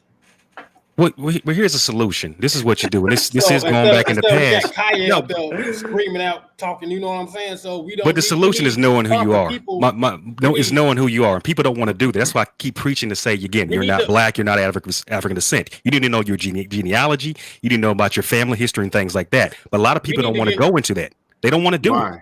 Man, all that's I think. You said why? Good. So you can get your rights and stuff back. And what do you mean why? This is why we fail. Everybody else does. Don't do that. He doesn't know. That's why he's asking why. This is what we stop. When we see the young men, you can't be snapping at them like that. He doesn't have patience to explain to them because he's hoping to listen. don't attack them, man. And well, I'm not attacking nobody, but I was trying to say the hero again. The solution is that, and with not nobody, but a lot of people in our community are not doing that. Every other group or culture has done that. This is how Asians, this is how Latinos can get all this money that they don't have owed to them because they work the system. They placate and hide under identification that's not even theirs. So if we don't take our identity back, we're not going to get what's owed to us back. That's what I'm saying. Y'all are worried about all this other stuff. I'm saying get back into who you are. Let's look into your genealogy. You said what's owed to you? That's right. That's somebody owes you something? Somebody does. And number one, we owe ourselves. I mean, okay. Wait, who? Who owes you something?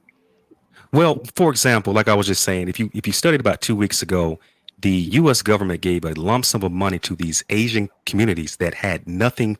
See, that's what I'm saying. Like, see, that's what I want to talk about. Is y'all not ready. This is why black folks. This is why black folks are failing because they're not ready. That's why they failing. That's why they failing. Don't pay attention. Just talk. Just deliver your message, bro. Don't worry about what nobody else doing. You missed the whole thing. I was trying to say. It's really simple. But go ahead. But again, we got to be as men. We got to listen to things like this because again, it's not that's because I'm saying it because I'm right. This is what's happening. How in the heck do these Asian communities and Hispanic communities come over here in this country and get all this funding? It's because they play the identity game. Y'all, this is true. I can put up articles. Y'all does that mean that was owed to them, or did the Democrat, most likely the Democrat Party, because we know Republicans aren't paying no one, but do you think that is like the Democrat Party that is pandering, Mr. Panderson, that they're pandering to them? But does that mean that was owed to them? Bye, guys. Bye, girl. I'm way lost. Well, a lot of us are lost, but I'm not lost. That's what I'm saying. I don't want to be in these panels and keep people just lost. Again, we got to at least try to listen, at least attempt. It's pointless in me explaining this. This is why black folks are failing right here. Hey, look, just say your last points, man.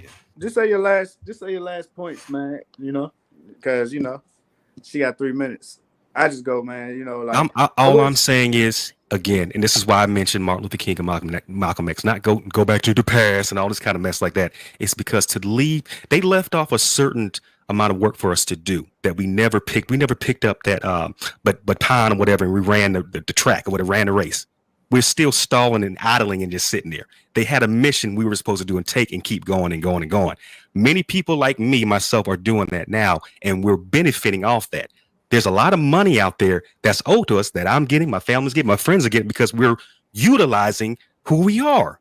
And I'm trying to tell y'all that. You want to argue with me? This I don't know what's going on. That's stupid and all this kind of stuff. I don't.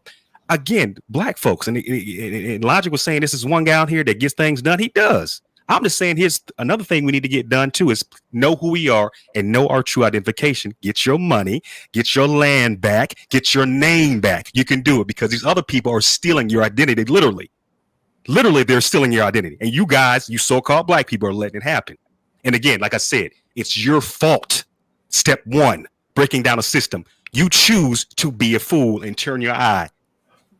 I'm an independent contractor, bro. Well, okay, cool. But do you know what I'm talking about then? Huh? Jedi, you never let me finish what I was trying to say. It's really go ahead. Check it out. A lot of people who are born today, they ain't living and ain't seen and it got nothing to do with anything. They're trying to eat a sandwich and understand what in the hell going on with their crazy mama. That's what it is. So everything you're saying, they got no kind of way to identify with any of this. A lot of them can't even read. And they don't got the knowledge to. But I'm saying there is all this and the history and all that. But we're talking about 2022 with this person over here can do today to be a better person. Change the frequency. All I'm saying is change the frequency. That's all you got to do. Change the frequency. Control the narrative. No outside source and government controls me, my people. Change the frequency.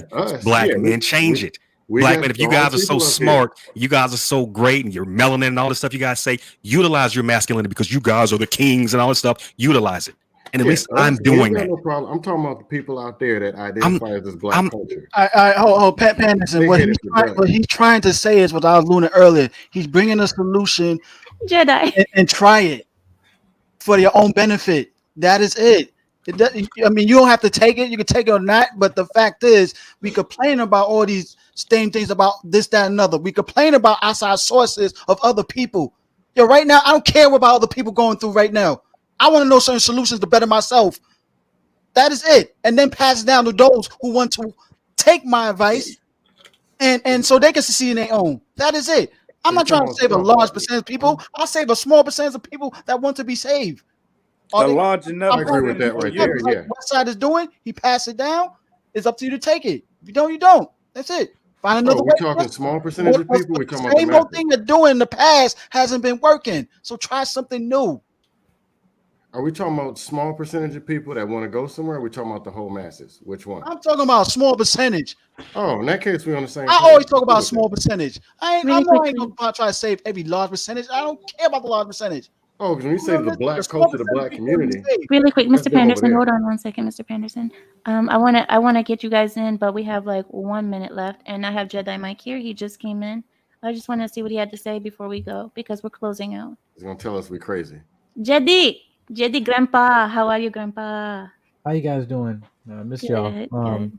But yeah, I know I was just kind of a little bit confused just with the conversation. Like I understand that what West Side points coming from and stuff, but I think this is where the disconnect where people kind of got lost in terms of the point, right? Where we got to get to a point where, like what was the actual issue talking about just us as as a people, more importantly as a culture, right? You talking about right, like you can say even when I was actually trying to get here when Logic kind of got in here because just it was getting a little bit confusing with that as well.